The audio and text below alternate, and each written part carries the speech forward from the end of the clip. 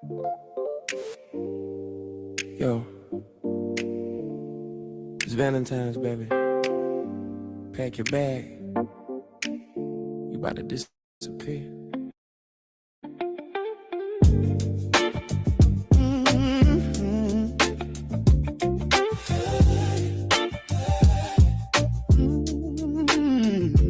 Yeah. Cash show days that day, yeah, you know the vibes. Forget flowers in a vase, I got a different kind of surprise. Grab your spend the night bag, baby, don't think twice. Weekend full of you and me under city lights. We gon' sip, we gon' dine. Stargaze till the moon says it's time. Laughing through the streets, holding my hand tight. This Valentine's, I'ma treat you right. Grab your spend the night bag, yeah. Come with me, come with me. We gon' hit the shop, sip champagne. Feeling free, feeling free. Underneath the stars, it's you and I. No need for clouds, let the weekend fly. I got the whip gas, playlist on deck. Your favorite spots, we gon' check. From brunch to rooftop view, sipping something smooth. You in my arms, girl, you set the mood.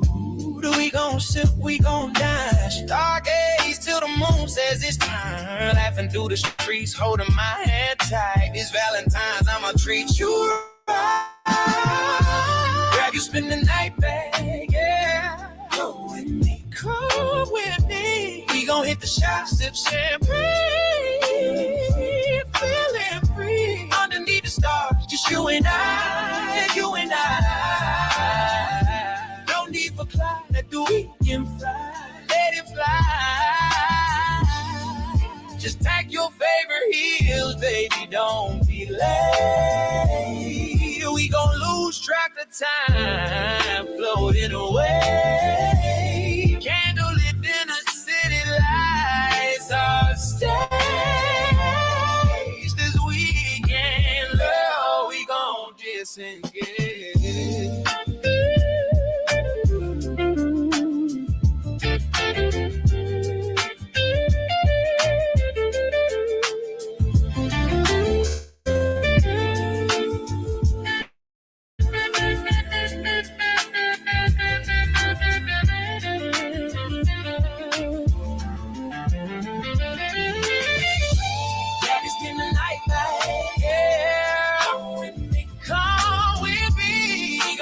Shop, sip champagne.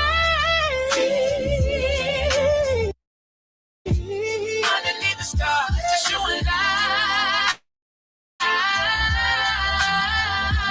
No need for cloud to do inside.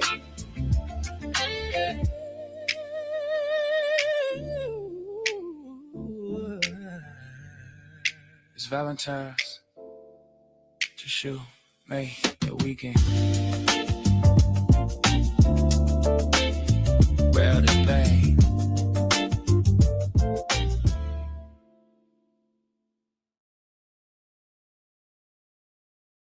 Boy. All right, everybody. All right. What's good?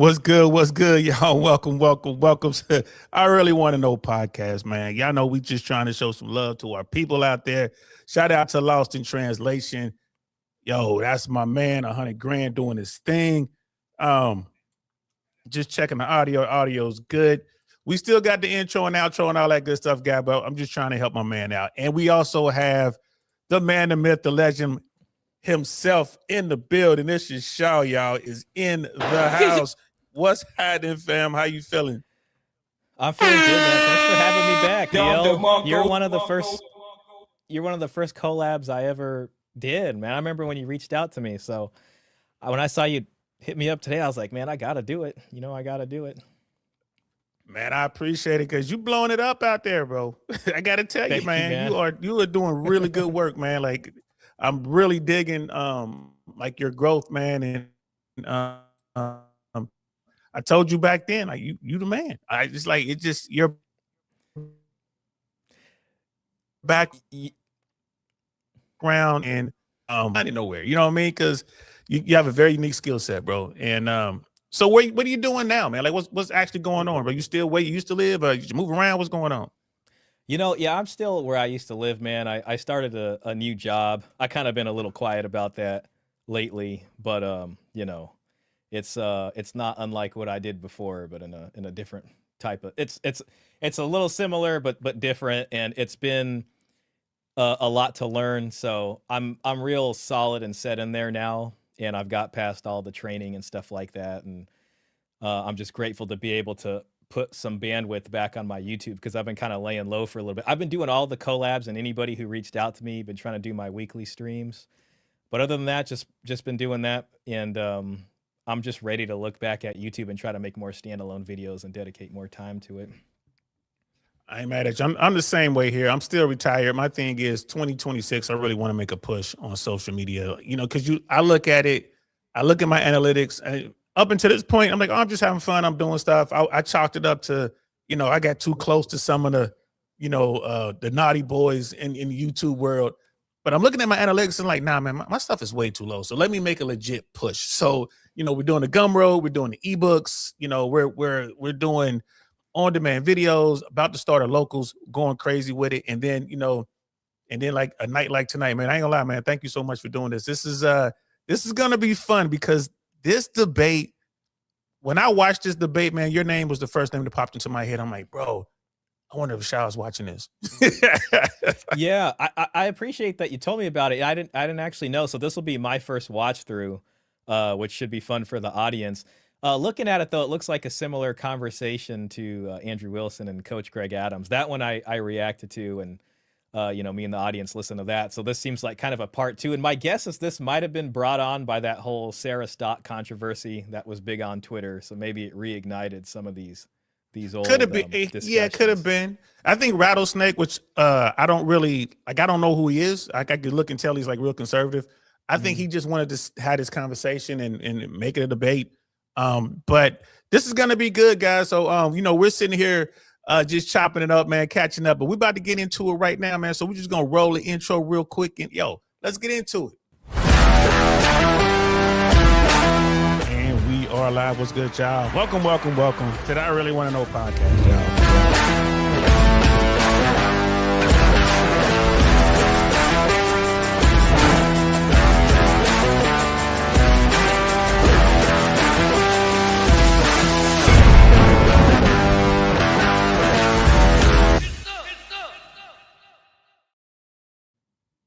Get some indeed, man. So yeah, bro, when we update the intro, bro, you definitely gonna be in that one. I'm like, yeah, I gotta get you in that one, man. But yeah, man, so I got it loaded up. So we're gonna talk about this Andrew Wilson, Rich Cooper debate. I mean, I like having conversations. The whole debate thing is just beyond me, bro. But this is what people want to do. This is what they want to say, because it's not really a debate, is it? It's a you know what I mean? It could be a good conversation or a spicy argument, but it's not like you got two minutes. We're gonna talk about this, and you can study. It's not that. But Andrew Wilson is kind of building a platform on this debate thing, and then to have Rich Cooper on the other side, just the stoic, like warrior on the other end of this, the unplugged alpha himself, Mr. Entrepreneur, and Cars. I'm like, okay, I want to see how this plays out, man. So, and you haven't seen it, so this is going to be great. Mm-hmm. It is a long one, but I know, you like, screw it. Sometimes, what I'm saying? It's a Saturday night, we'll go as long as we can. So exactly. So let's do it. I'll pull it up right here. And here we go. Yeah. So we'll just start it off, and I'm telling you, it's good for like from minute 25 until about an hour and a half mark is, I think, the best. And then it kind of, you'll see what I mean when we watch this. But yeah, no worries. I can't wait to hear what I'll you try have to say not to this. make you pause it too much. On my channel, I definitely like to. Sometimes it takes me a while to get through stuff. So here we go. Let's get into it. We'll be good. Is a contentious issue, one that is appeal to the moderator. if you feel like the And other person I is talking too apologize in much, advance for over any talking lag, these sorts guys. of If there's any things. lag, it's not Shaw, it's If me. there is any filibustering going on, we will also have some moderator intervention. Any personal attacks, there will also be intervention from yours truly. So, guys, we're going to have 5 minutes each on the clock for our opening statements. But before we get there, if you guys don't mind both introducing yourself, that would be great. Starting with you, Andrew. Yeah, my name is Andrew Wilson. I'm the host of The Crucible. I've been doing debates for many, many years on a wide variety of issues, mostly in the political domain. I largely do consider this to be a political issue. I'm sure my opponent does as well. So that's who I am, and that's what I do. And Rich?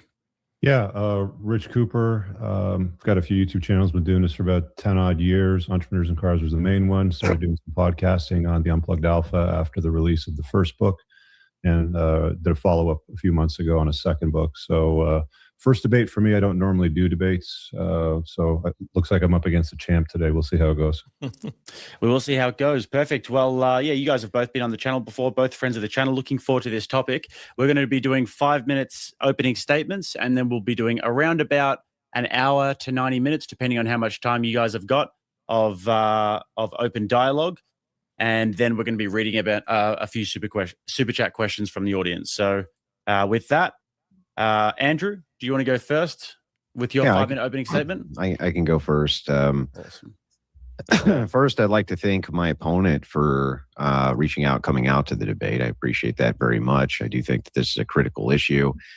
And TradCons have been quite a bit pussies on engaging in it, which is annoying to me, but I'm always happy to do so. It's an interesting phenomenon when you get two men together who agree on many, many things, but disagree on some core issues.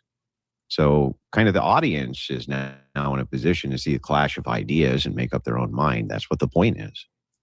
In this particular case, we're diving into if marriage in the West is good for men. For the Christian ethicist, in this case me, this is a tough topic to navigate because it's full of nuance and the ideas have to be scrutinized through a lens of non-Christians. And you have to do that so that they'll understand where you're coming from. And I need to do it in a way that still supports the Christian view. Many people have trouble with nuance because they take critical thinking about a position as the adoption of the position itself. This is mostly just due to the fact that many people are fucking stupid.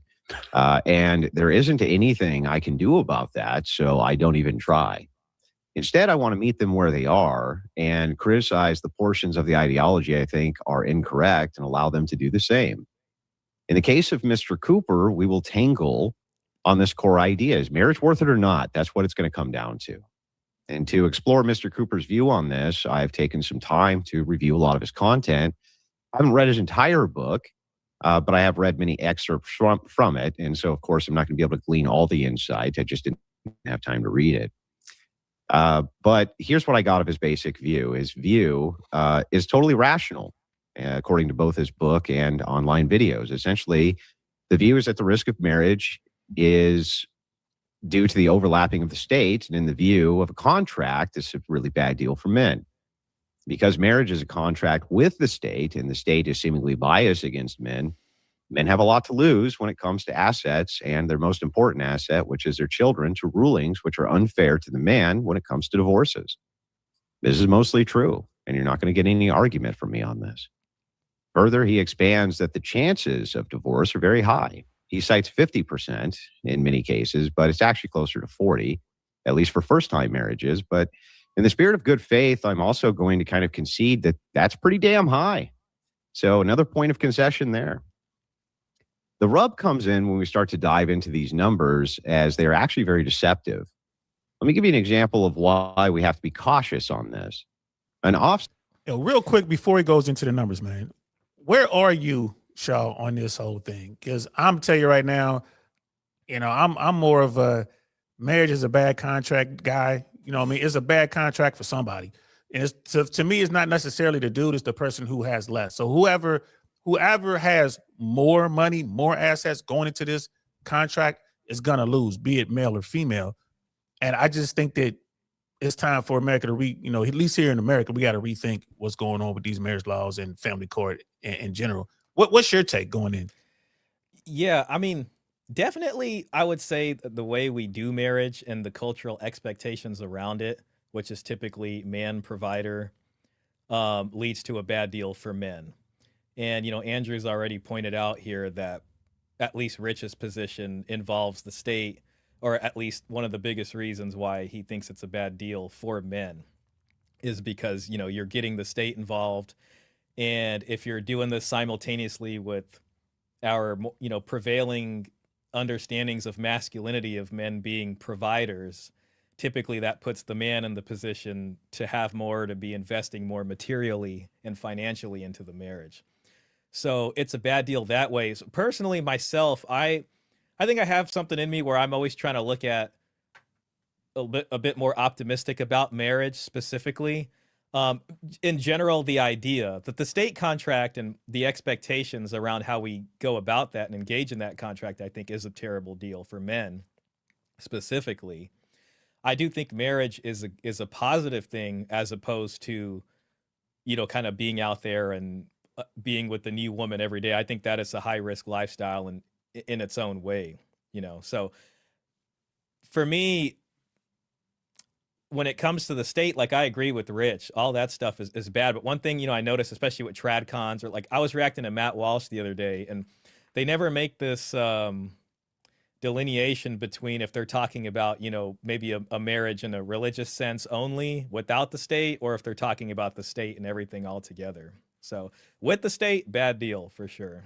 For sure. Yeah, and I'm with you on that because I'm not anti-relationship. It's just when I had this conversation with women, mostly women who've been through divorce and mostly women who benefited from said divorce, I'm like, it's a bad deal. Yeah. And the other thing too, that you pointed out, like, it's not necessarily a gender thing. It's just who's bringing in more money into the, and I could tell you as someone who's worked in that, well, I guess you can call it an industry. It is. Is that, the laws aren't specifically gendered, but it's about who was the supporting party, and that creates certain expectations. So that's why I'm so interested in looking at how marriage was done historically and what was different about how we do it today, because there's some things there that most people wouldn't, believe, basically. That's why I look at the dowry system and stuff so much. Oh, yeah, something like that. Yeah, you bring back the dowry system. If you bring back some sort of hybrid of how it used to be versus, some sort of modern take on it, but you bring into where the family of the wife to be has to, check in some money, that changed the game completely. That's the thing. Yeah, because men right now are living under what's kind of sold to men as the idea of masculinity is that you bring every single penny to that marriage. That is the expectation as provider. So somehow they gaslit you to even believe that the establishment of the household at the onset of the marriage is completely your responsibility. But it never used to be that way, because the woman's side would invest a large amount of money into the establishment of the household. Once you got that, then you would start to act in the role of provider and all these kinds of things. Exactly. So, so that's where I'm at on that. So as far as the way our laws are, yeah, they're not gendered, but when you mix that with cultural expectations of masculinity, with man being this 100% provider, and this is all wrapped in with things like chivalry and our current understanding of masculinity, it starts to become a very horrible deal. A very bad deal. And again, I brought up that thing about the gender neutral take that the court has, because so many women are coming out doing better now. And women are going into family court believing, I'm about to do this and do that. And they come out of there so upset. Because like, what, I'm playing alimony. He's taking half of my Birkin collection. He didn't even wear them shoes. That's the important thing. So it's like, this question is marriage worth it for men? Where I fall on this, is it largely depends on the deal you negotiate as far as what marriage you take. And this was a mindset that people had for thousands of years when you went into a marriage, as you were bargaining. So it really is a bargain in the sense that you're going in there and you're deal making. But when it comes to romance and the love match and how we do things now, the bargaining aspect, especially for the man's side, goes out the window.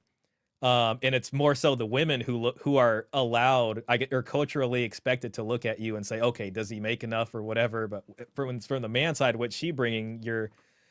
they're going to attack your masculinity if you come in with that mindset. Exactly. So cool. So I just wanted to get, before we got into this, because I think I know where you are, but now I know for certain. So let's continue. Mm-hmm.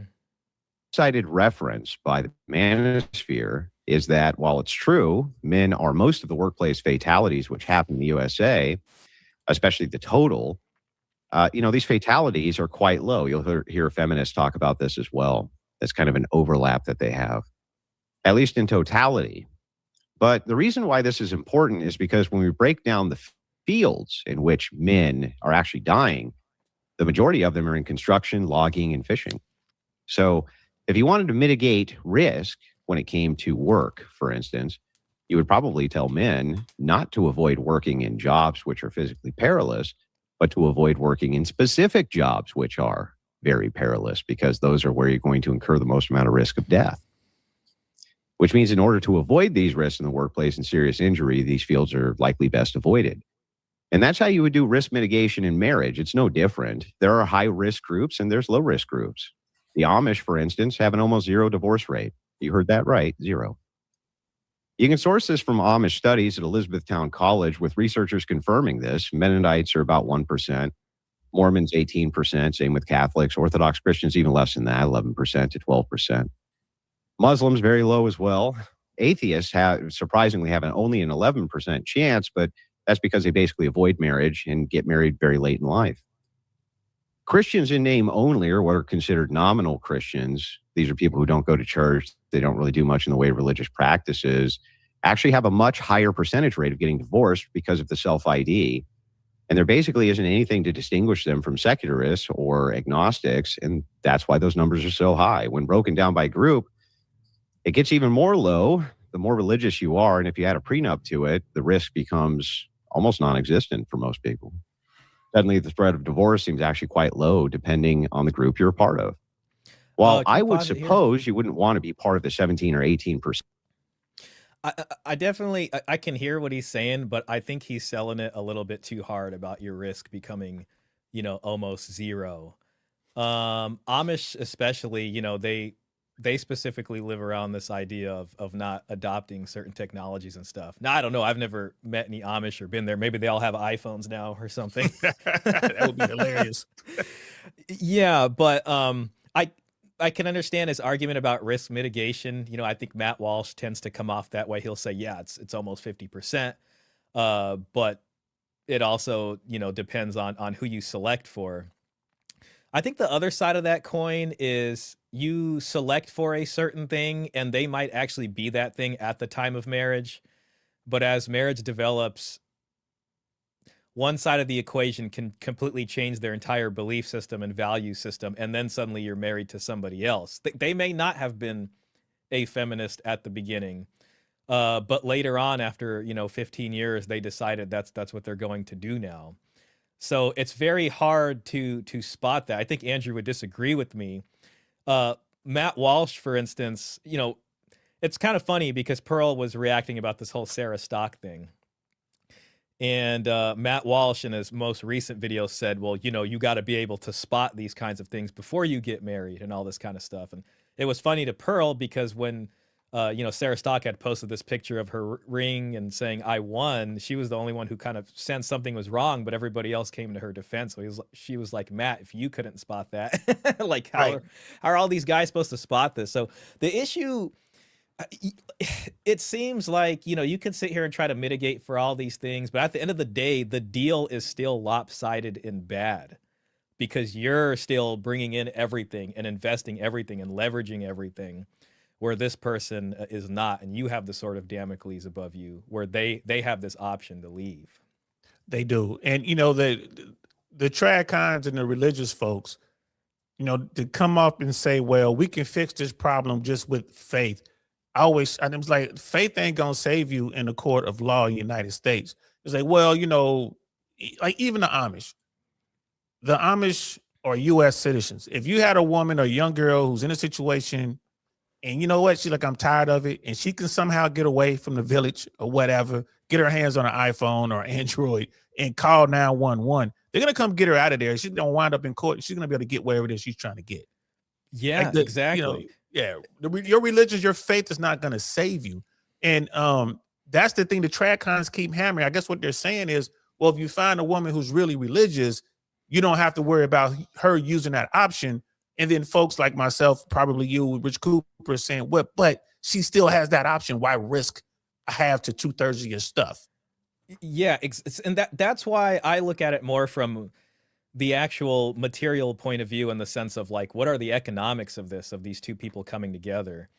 And I don't disagree. Like, I don't think there isn't a spiritual aspect to this. I think there's definitely a spiritual aspect to marriage that's important, but it always walked hand in hand with an economic aspect. And typically what you'd see people is they would look at the economic aspect first. And once they made a deal there, then they would go over to their, place of worship and get it sanctified or taken care of on the spiritual side of things. So both of these things walked hand in hand with each other to make it work. So what I think Andrew and maybe folks like Matt Walsh are trying to do is say, look at the value system, which are all these intangible qualities in terms of belief systems and stated beliefs and all this kind of thing. Maybe you can look at their family, and I get it. You could probably like, okay, they're good people or whatever. But if you want marriage to be a deal that isn't a bad deal for you, you have to look at it this other way about what are people investing in terms of what's actually real and tangible into this equation. And that's Absolutely. how people did it for a long time, and Christian people as well. This was all over Europe and even the Americas for a long time. I mean, this has gone on, I mean, all the way back to when, Cain killed his brother. You know what I mean? It's you go back and you read what the Egyptians were talking about with their problems with marriage and problems with divorce and all that. And it was a different argument because, you would have a woman who's married and then she messes up, the husband kicks her out the house, and then she comes back home, and the argument there would, the complaints then were, now we got to feed her, we got to take care of her. She had a husband, she screwed it up, and we're stuck with her. Now today is that same woman will walk away and she has a house. She has a large welfare system. There's subsidized childcare, as we all saw in Minnesota and all that stuff. There's plenty of stuff to avail yourself of. Yeah, and the important thing is when you look at marriage anywhere historically, it's important because it involves property and private property. And when you look at legal codes for marriage, this is what it's deciding upon. When you go into court for divorce, yeah, they're not going to mention, religion one time. What's going to be on the table is what are the assets of the marriage. You've created this community fund, this conjugal fund. And when you go into a divorce for a dissolution, it's dissolving this fund. Like, that's its primary purpose as far as the courts are looking at it. When you go back throughout history, it is a marriage contract that is centered around, property. Even in Hammurabi's code, it looks at what happens when there's a divorce. If this is the situation, then she goes back with her dowry. Hammurabi's code is interesting because it mentions both bride price and dowry in one set of legal codes there. But going all the way through, it's very much concerned with property and property division and whose is what and all these kinds of things. So when you go into the marriage, you have to look at these things too. You're right. And I would push back respectfully. When you go to court, they do mention God. You got your right hand up when they do mention God, because you got to sit there and swear or affirm. Yeah, I can see that. What I mean is, like, in the I'm messing with you. I'm with you 100%. Yeah. I'm just if you're like, well, my religious book says this, and this is how we're supposed to do divorce, they're going to be like, well, according to the law of the land, they're going to laugh at you. Exactly. Yeah, and it's gonna come up in this debate. It's definitely gonna come up. And I remember listening to it, and it's just like, I don't care what religion you subscribe to, what your beliefs are here in America. It's because it's like, well, the church is going to hold these people feet to the fire, and they're gonna make sure that they don't go to the state and get this divorce. I'm like, how are you gonna stop them? They don't. Yeah, they don't have the power to enforce that. Exactly. Other than through, like, it would have to be through some kind of non-physical means, like maybe ostracism or shaming or something like that. But that hasn't so far been shown to have too much of an effect. I mean, think about it. You just got $10 million as a woman in this divorce, and your church is mad at you. They kick you out of the church. You got $10 million. You don't think another church around the corner is going to open the doors and welcome you in? It's court shopping. I mean, that's what they back during at-fault divorce times. Sometimes when a couple really wanted to get divorced, they would do what was called forum shopping, or court shopping. They would just like, okay, let's go to this jurisdiction, and then one court would develop a reputation for being easier to deal with. And I'm sure it's the same thing with churches. This one might be more willing to give out an annulment than other ones. So exact same thing. And that's why California got so Ronald Reagan. Ronald Reagan was like, y'all just come on down here. we'll get you out of it. That was in 69. Yeah. Yep. It's funny. That year was 69. That's what probably got them divorced in the first place. Had they done more 69, they probably wouldn't want to. Yeah, they might still be together. Right. They might still be together. All right, let's continue. Okay. In these groups, telling men that they have an 80 or 90% chance that their marriage will work out shifts the picture entirely. The breakdown is suddenly far less daunting, and the risk is now much more manageable as far as these categories go. This nuance is often missed in this conversation, but it should be highlighted. Marriage isn't very risky for people in these groups. It's risky for people who are in the secular groups, because those groups map on to the national average almost identically, about 39% to 41%. Giving an example of this, 5 to 10% of people who ever drink alcohol will become alcoholics. That could be argued to be very, very, very high risk, I suppose, but most men look at the risk factor and consider the trade-off acceptable and reasonably low for what they get out of the behavior of socially drinking. So as to the question, is marriage worth it in the West, specifically here in the United States, which is what we're talking about, for many men, yes, and for many men, no. Specifically secular men, it seems to be a big fat no. Their risk is on par with the national average, like I said. And this leads to cohabitation likelihoods, which become much higher, which leads to high risk for abuse for their children, along with other negative outcomes for their family dynamics. And those are the actual facts of the matter. Now, Pat. Hey, real quick, that part right there, once they outed Andrew's wife's history and what, that horrible tragedy with her son, like losing her son. And it's like, if I were Andrew, I wouldn't bring up that at all. I would stay so far away from that. You talking about, you open the door for abuse to come into the house and all this. I mean, it just, Rich Cooper is going to jump on that, but it's just, he's in such a bad position, man. Well, what's your take on that? When all that information came out about, their history, that whole thing. Do you mean like his wife having like children from prior relationships or marriages? Yes, having children from prior relationships, the quote unquote baby daddy phenomena. And then also she lost a child, allegedly. She had a child okay. She had a child that was playing with the neighborhood bad boy, bad kid. Allegedly, it was joy riding in the vehicle. It was an accident, and her son didn't survive. While the the father was trying to get more custody of the son because he was worried about his well-being. But again, that all that really? Out there, yeah.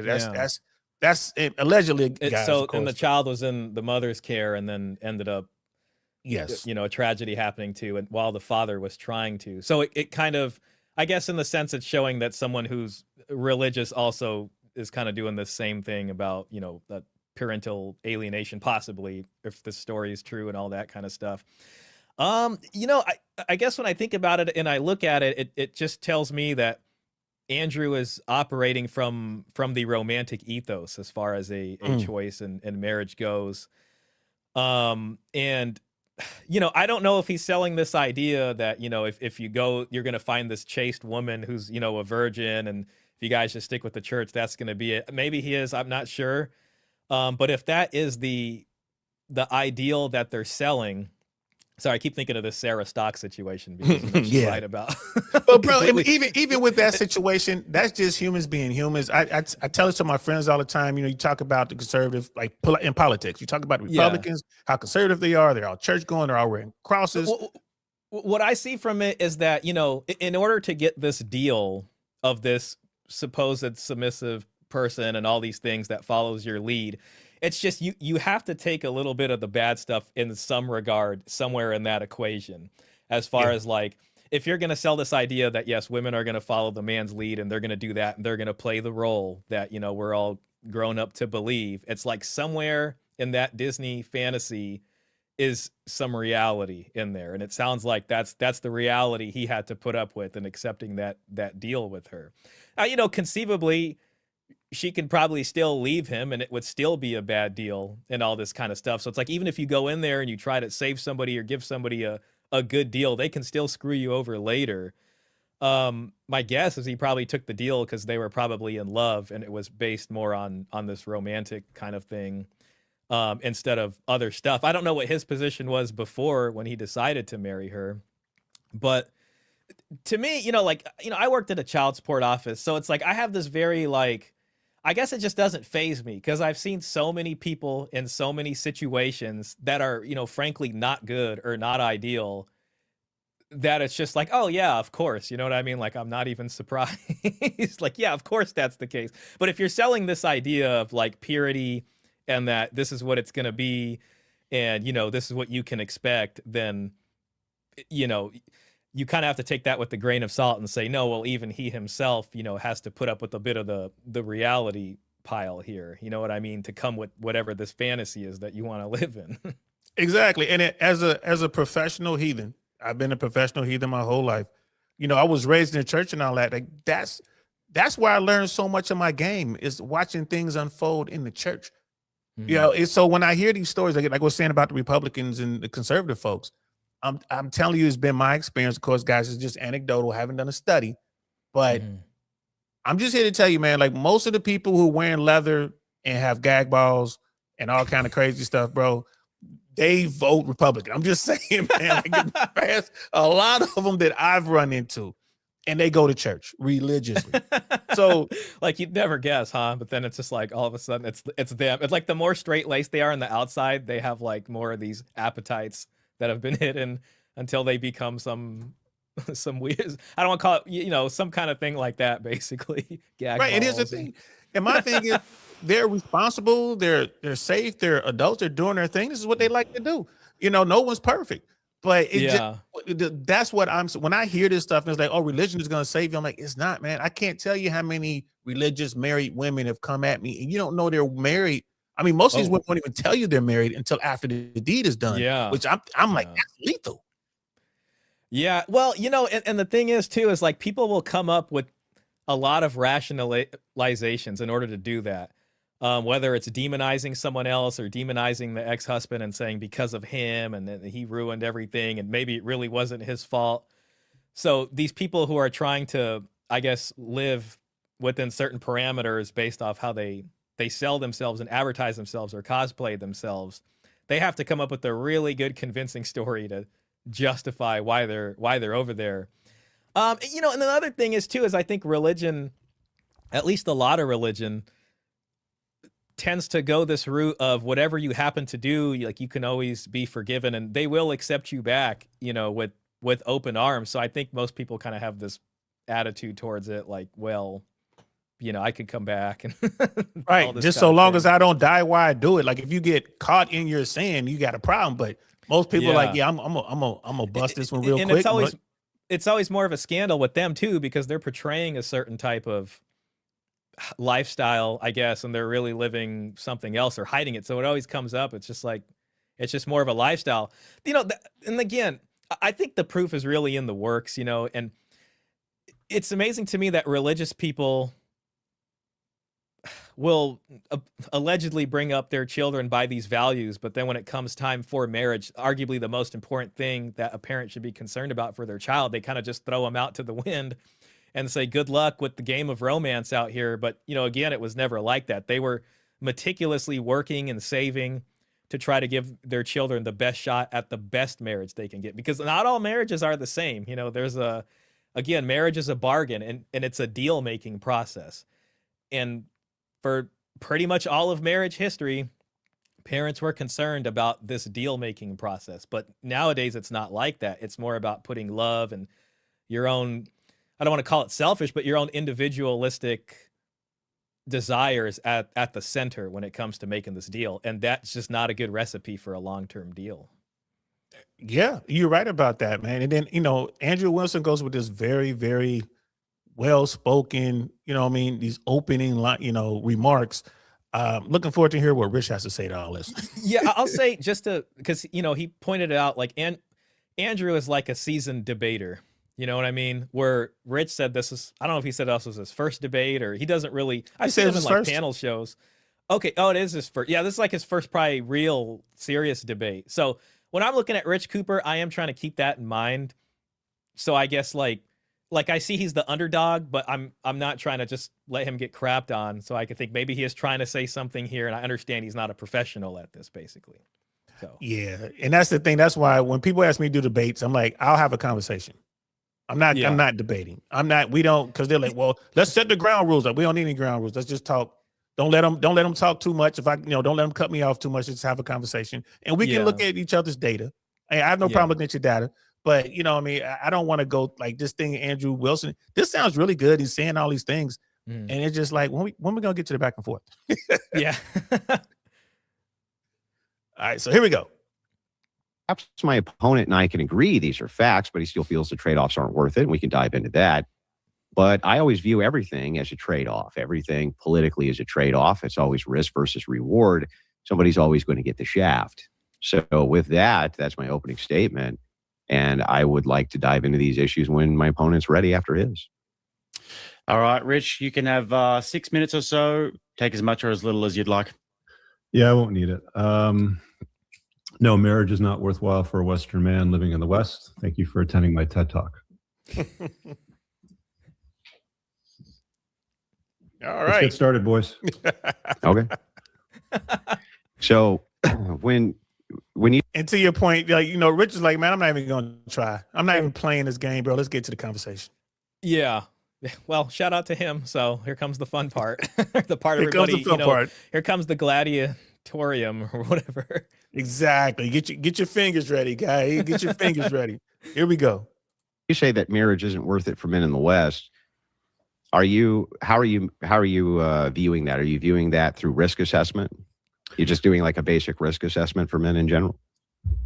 Yeah, broadly speaking, I would say it's a risk assessment. When you take a look at the landscape, I know that you tend to separate divorce law from good marriage, but the reality of the world is that divorce is a reality for a good chunk of the guys that get married, about half of them.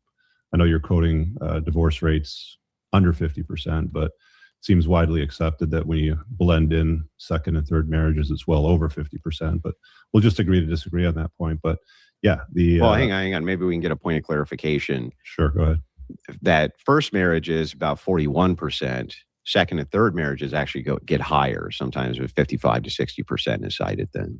I got 52% here on my Grok search, but sure, we'll just split the difference. I heard that too. It's like around 40 to 50 for first marriages, and then second and third have a higher rate of divorce. So, yeah, because the number is going down. If you go back far enough, you'll see there was like 48, and in some cases it was a little bit over 50. Depending on what state you're looking at, and because that number kept fluctuating. But lately, it's been around the low 40s, like anywhere between 41, and I think I've seen as high as like 43, 44%. But here's the thing: at the same time, less people are getting married. Yeah, I can, and they're getting married later, and these kinds of things. And as far as the more recent marriages, I don't know. Maybe it'll look different, or it'll go higher, and in the future, it might even go less. So yeah, I hear you on that. There's less people overall getting married, and the people who probably are getting married. Something about those demographics might be different. Right. And so when I talk about it, I'll always say, yeah, the official numbers are, in the 40s now, but we all accept, like Rich Cooper said, man, we widely accept that, 1 in 2 marriages fail. Yeah, I mean, just like it's a 50-50 shot. Yeah, and Andrew said at the beginning that he yields that 40% or 41% a large number. I mean, if you're going to jump out of a plane with the parachute and there's a 41% chance of it not... or if you just go in a plane at all and there's a 41% chance it'll make it back to the tarmac, that's probably. Hey, bro, if it was a 41%, you really got to get somewhere. I mean, real talk, 41% chance if you got in your car today, you're gonna get into an accident. You might not drive today. No, yeah, I'll probably just walk. I'd really have to go somewhere. Let me tell you. Right. You really have to go there. And even if we're not talking about losing your life, it's just, man, I don't want to deal with got to deal with insurance. I got to deal with the stress. I might get hurt a little bit. You know, it's like, it ain't worth it. So yeah, and as a former paratrooper, as a guy who did jump out of airplanes, I mean, I'd take the 41, 50%. I don't care, but they would have to let me pack my own chute. That's the only, I'm like, I got to pack my own chute. Yeah. I've always liked what James Sexton kind of said about this. This is probably like a year and a half ago. But he would say that marriage is almost kind of like a lottery. Like if it's bad, I can't remember if he used the word lottery, but if it works, then it's amazing. Like the reward, like it's really great, but that only happens for like a very small amount of people. Because even the people who are married, so many of them are in unhappy marriages, which is another thing to acknowledge. But when it goes bad, which is for a lot of people, it's really bad. Yeah, because when you throw in the unhappy marriage, like, okay, let's give Andrew Wilson 41% divorce rate. Let's give it to him. All right, cool. But when you throw in the unhappy marriages, I mean, you probably be looking at north of 70, 75%. Yeah, that's the other thing too. And so, I think for me, a lot of the discussion comes down to this idea of family creation and reproduction. And, I think at some point or another, everybody, I think, has this thought of wanting to have a family, whether that's for the long term or forever or for at least having some kids or something. I think it's best if the children are brought up in a home where mom and dad are cohabitating and they have some kind of unified family like that. So I can understand why marriage obviously has its positives in that way. But it's like when it goes bad and when it goes south, it affects everybody. Like the ripples of consequences of divorce are so much. It's not just the emotional hurt. It's not even just you paying child support now and alimony. It's also for the kids' future and what they lost out on and they otherwise could have had. Maybe a better start for college, a better start for their lives. It just affects so many people's lives in a negative way. Yeah, I mean, it just, I'm a single dad, right? I co-parent. Like, when we were talking earlier, I was actually dropping my daughter off and coming back home. Mm-hmm. And this really negatively affects children. Even when you have the best co-parenting situation that you can ask for. You got two parents who aren't at each other's throats. Like, it is what it is.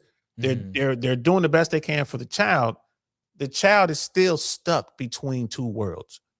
And, and it becomes like in kids, my daughter's 17 now, like she's almost a legal adult, and kids know how to manipulate their world. So if something's going on here and she doesn't like it, I'll just go to mom's house and vice versa. They start playing politics. Like there's not a united front between the parents and the children. So they they start to learn on some kind of rudimentary level how to play one parent against each other. And they know how to do that. Like a lot of times too, you'll see one parent maybe use the child against the other one, or that's where you get into all this parental alienation kind of stuff. And they're not saying, hey, that's your father, that's your mother, you need to respect them. They might even be encouraging them to not have a good relationship with the other parent. Yeah, and it's tough. The sad part. Well, it's sad, but you also have learning opportunities. Like, okay, this is a teachable moment, and it's like, okay, the other parent did something wrong, but let me use this as a teachable moment. But you feel, it's like, damn, I'm highlighting a mistake that the other parent made. Mm-hmm. And that could be misconstrued. Like, oh, you trying to make me look bad. Now the other parent comes out. Now that at the happy, like situation isn't so happy now. The other parent is like, oh, you thought that was bad. Where do you see this? So it's just a horrible thing. But you don't want to be under the same roof when you have two grown-ups that don't like each other either. So that's the unhappy marriages too. Yeah. So that's the other side of that too. It's like the parents resent each other. The kids can probably pick up on this, and it's a disaster in so many ways. But it's a disaster. So we have to figure it out. And I don't believe that the religious thing is the answer. I think it might be the answer for some folks. In some ways, and not to get conspiratorial, but I think the religious folks love this. Like, I don't think they like, everybody getting divorced, but they really like to say that it's really only this, like, there's this big problem, and them being able to sell religion as the fix for all of this is like something I think that they like or that they want it to be a positive thing. Like, well, it's all about the spirituality. If you guys just go to church and you guys just do that, where I'm over here, I'm like, okay, spirituality is important, but there's also this important material economic aspect that goes hand in hand with this. But if the religious people want to kind of barge over and say, no, this is the most important thing, the main thing, and nothing else matters, you know, God will provide, you guys will figure it out. Yeah, because it's like God's not the judge today. Yeah, that's Judge Smith. That's not Judge God up there. That's Judge Smith up there. So, yeah. You know, you got a problem, possibly. Yeah.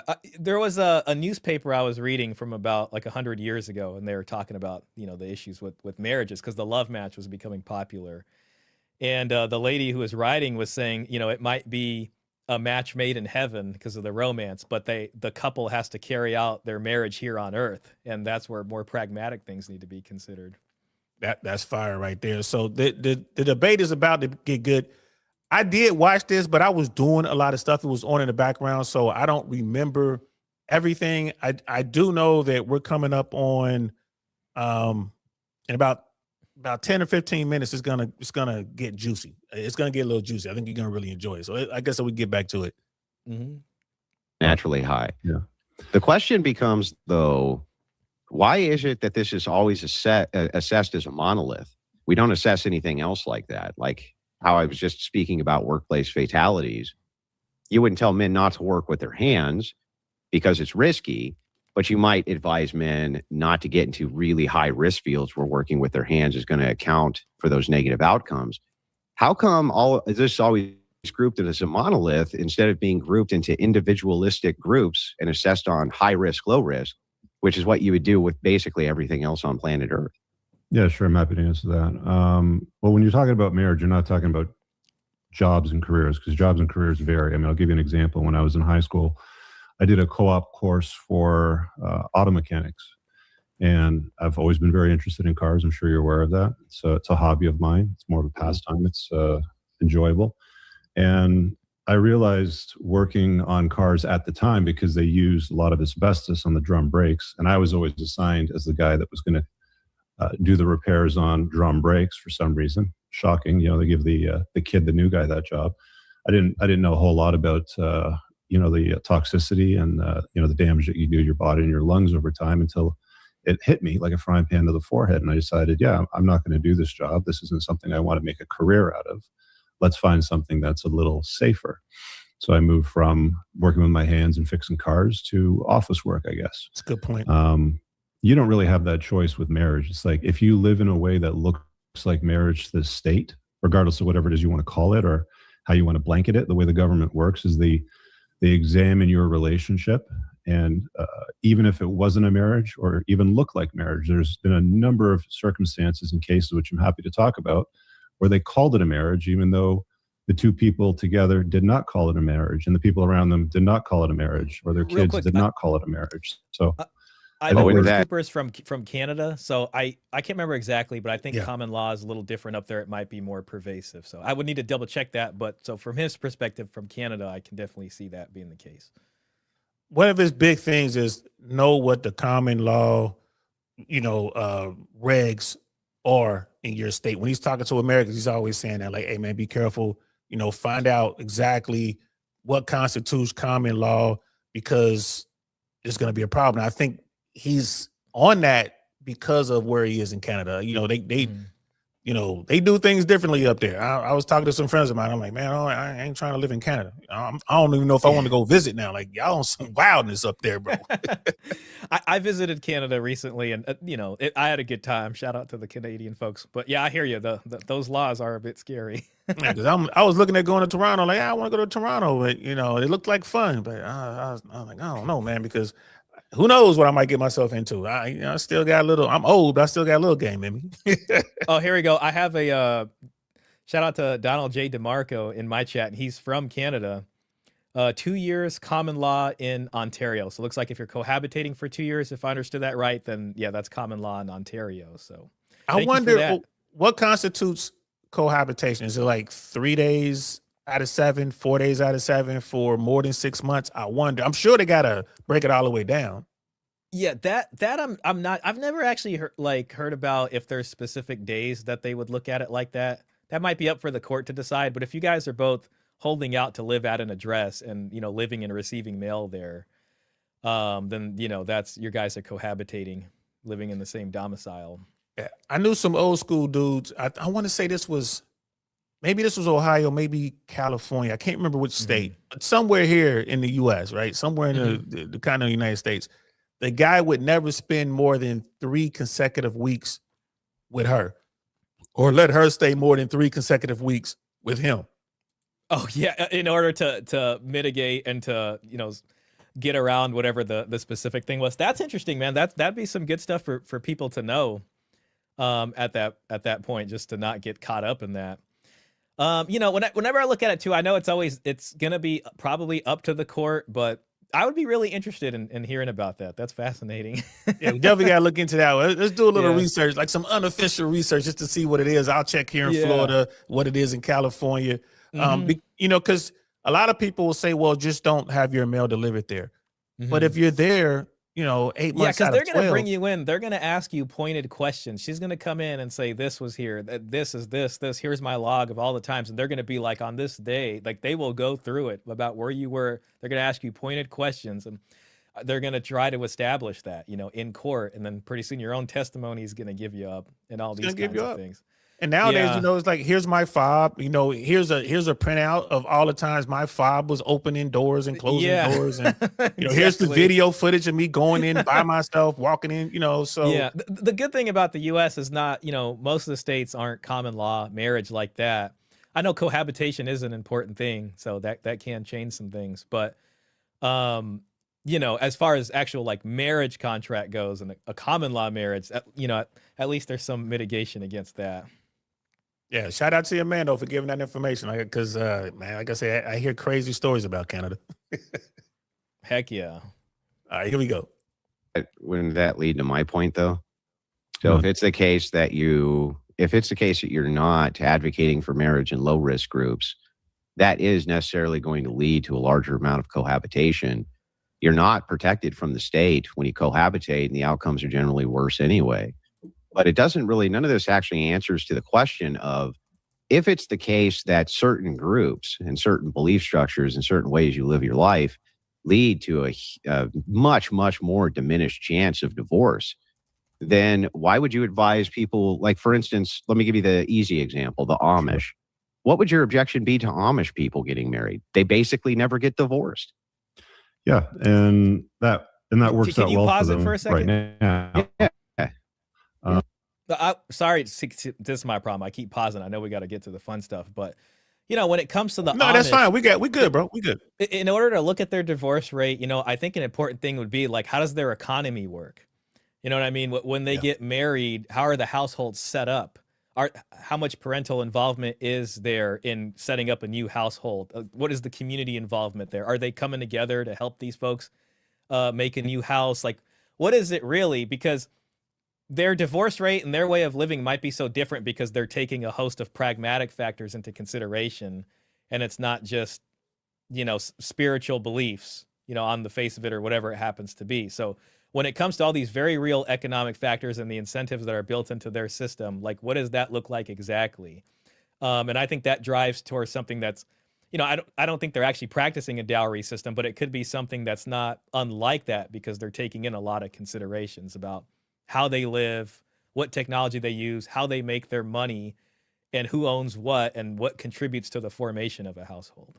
I mean, think about it. If it were the Amish are probably living as close to the 16th century, you know what I mean, 17th century as anyone in modern times today, with a few exceptions.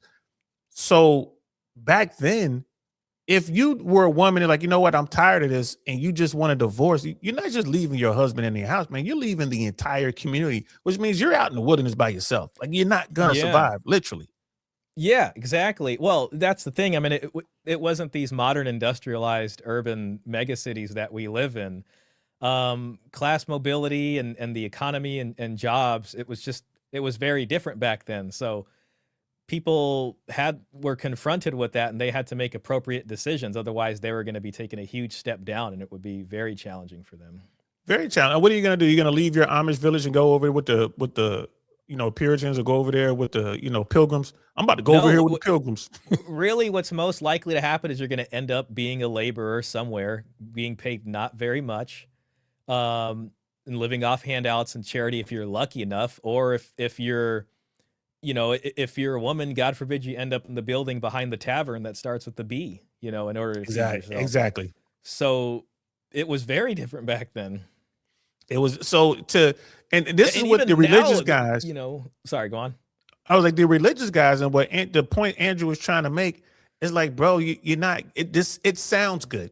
It sounds very, well thought out, but it doesn't mesh with what we're doing in 2026.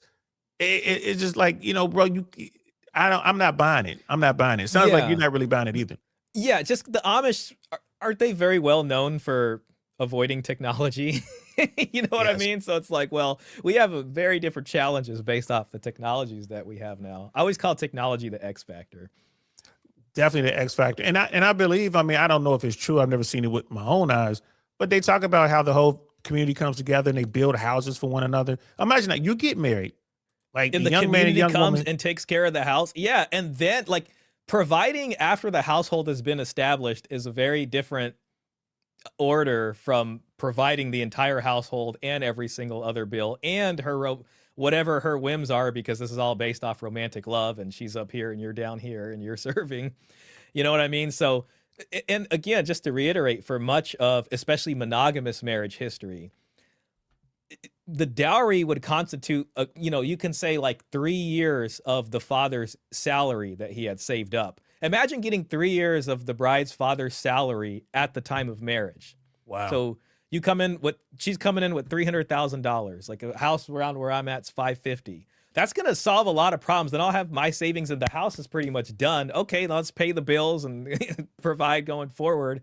Still important stuff, but it's a lot different from you leveraging all of your savings and everything you worked for and then calling it community property. And then, 5 years later, they want to walk away and all of a sudden it's gone and they put not one penny in it.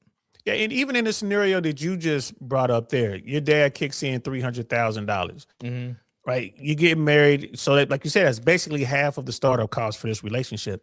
You leave. You're not taking just old boy's money. You're really taking your dad's money.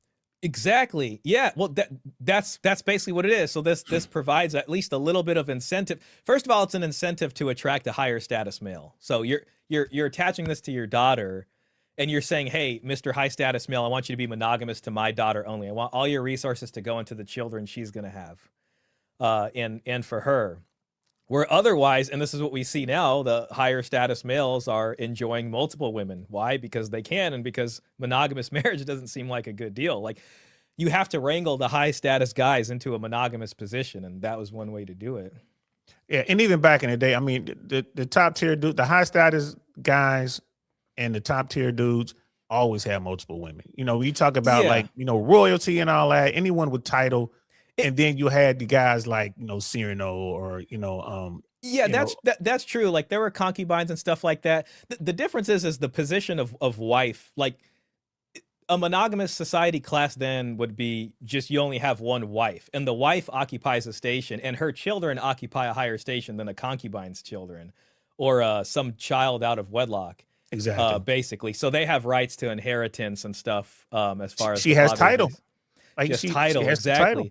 And that's the most important thing is that wife is quite literally a station that's supposed to mean something. And to occupy that station requires a certain amount of bringing something into that.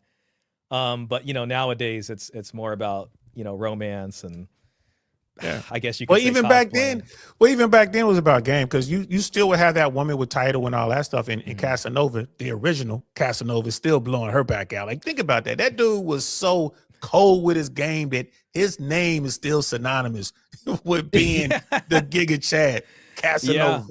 Yeah, that was a big thing too. It's interesting too with the dowry history as romance starts to come on the fray, because you have like the love matches for a long time, because most people, even the poor, couldn't do love matches, even as the novels were becoming popular after the printing press. So it was mostly aristocracy and people who can afford romance, basically. And a lot of times romance happened outside of marriage. But as it started to kind of spread and become more popular, you had guys like that. You'd call them dowry hunters too, where they would try to seduce a woman, and if her family would try to save their honor by then actually marrying them, you know what I mean, together. And it's a fascinating history. But yeah, seduction is a part of the game for sure. My God, that's crazy, because that would have been so dangerous back then. Because you want to save her honor, which meant her brother or cousin. Means. Yeah, it's like, hey, man, you might have to meet pistols at dawn, bro. Yeah. It could be that. Yeah, so exactly. That's a dangerous I could go on about play. this stuff for so long, but yeah, I know we got to get to the. Yeah, hey, we'll get through what we get through, but one day, man, we're gonna have to pick up this conversation. You have to tell me, like, shoot me some books to read about that, because that's really fascinating, bro. I will, man. I will. All right, here we go. Let's keep going. But there's a lot of cultural values that support that. There's a lot of environmental factors that support strong unions in a perpetuity with the Amish, right? That doesn't exist in the rest of the world. It does. It does. The idea in religious marriage, and the reason the divorce rates are so much lower, when you dive into the literature behind this, because it's actually a very studied phenomenon, because of a support network. The Amish, you're saying? No. To all of these various religious groups that I cited. This would include Mormons, Catholics, Orthodox, various reasons cited for their divorces and why the divorce rates are so much lower than the national average. And it seems to really come down to this, and this is a concession I can generally get out of the people I debate in your sphere, because I think it's just kind of obvious and true, that if women don't have a reinforcement mechanism for behaviors, then, and this is true of men too. Ought argument, and that's what you tend to do. You give ought arguments rather than. No, this is a descriptive is argument. It is the case right now, factually, that these rates of divorce and the highly religious are much, much lower than the national average. So significantly, in fact, that your chances of getting a divorce seem to be mitigated in the acceptable risk factor, at least in comparison to the historic standard. Mm-hmm. That's descriptively true. So one thing he said there specifically was highly religious. So, I don't know why. I remember this was actually like on a Better Basser video, but I'd have to look at these things again too. But he looked at different religious denominations and stuff like that and saw what their divorce was, and it didn't seem that far from the national average. But Andrew's saying highly religious people is being less than the national average. So I wonder if that word highly religious is doing some heavy lifting right now, is all I'm saying. It's doing a lot of heavy lifting, man. Mm-hmm.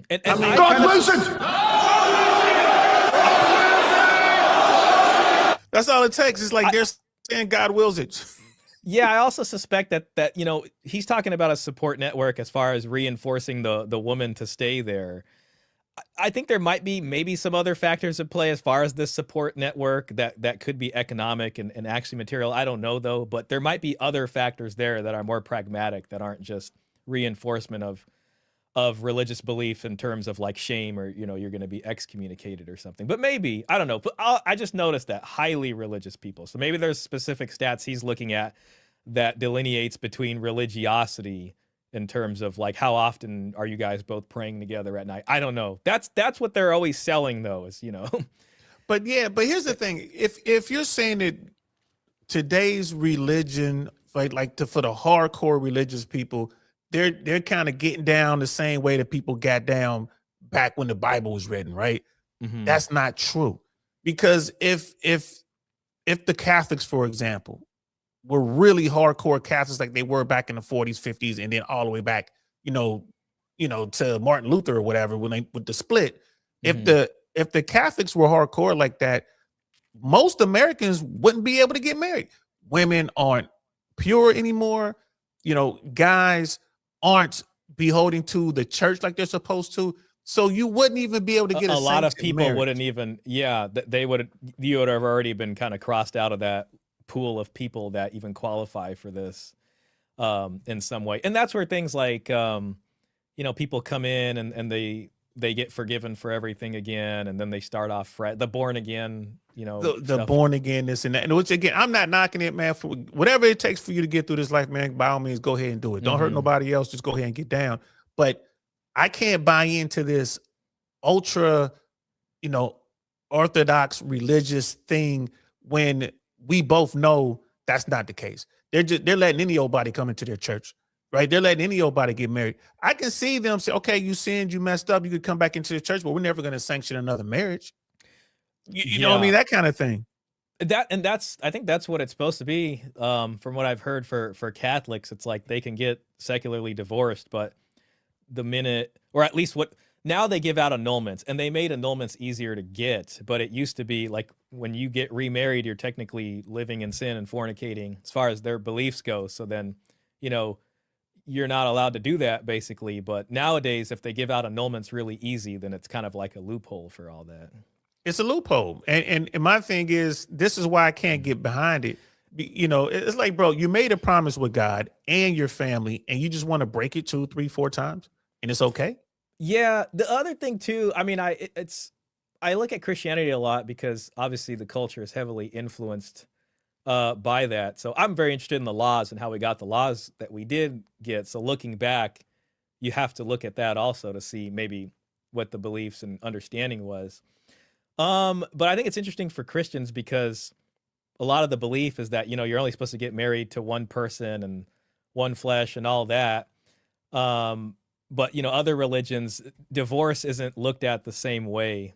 In Judaism and Islam, divorce is something that can happen, and there's prescriptions for that about how to go about it. So it's more of a pragmatic thing again. It's not so steeped in the spirituality of it that you can't get divorced. And divorce rates for Middle Eastern countries, they're probably around like 20% or so, especially nowadays, they're more so. But I've read in some historical writings of Europeans looking over at the Middle East, and they would say that their divorce rates were always higher than what you would see in Europe. So it's just interesting. That's just something I notice.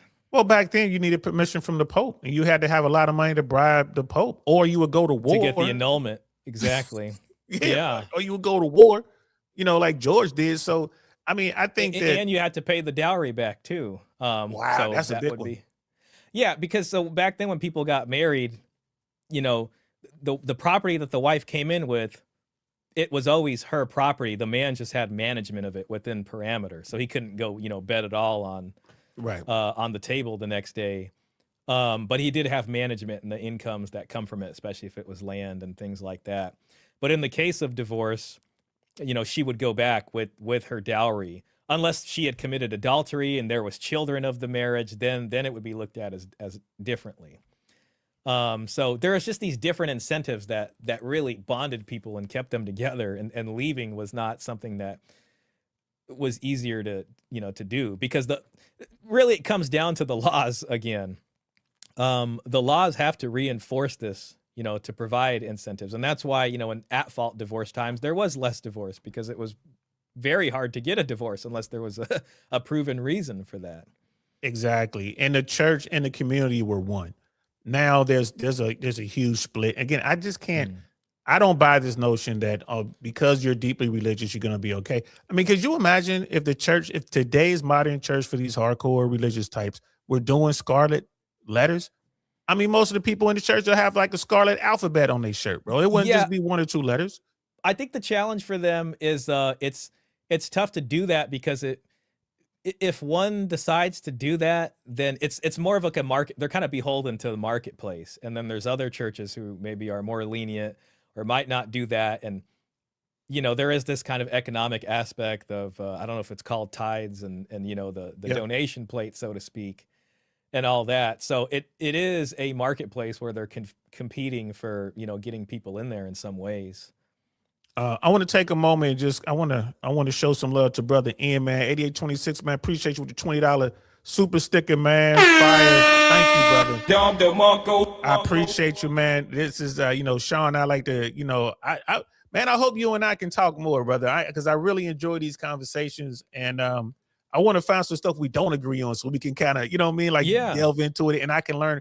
I learn so much when I talk to folks with a different opinion than mine. And that'd be helpful for me too. The more collabs and stuff I do, I know there'll be stronger and stronger pushback. So, we got to get in the gym with each other, basically.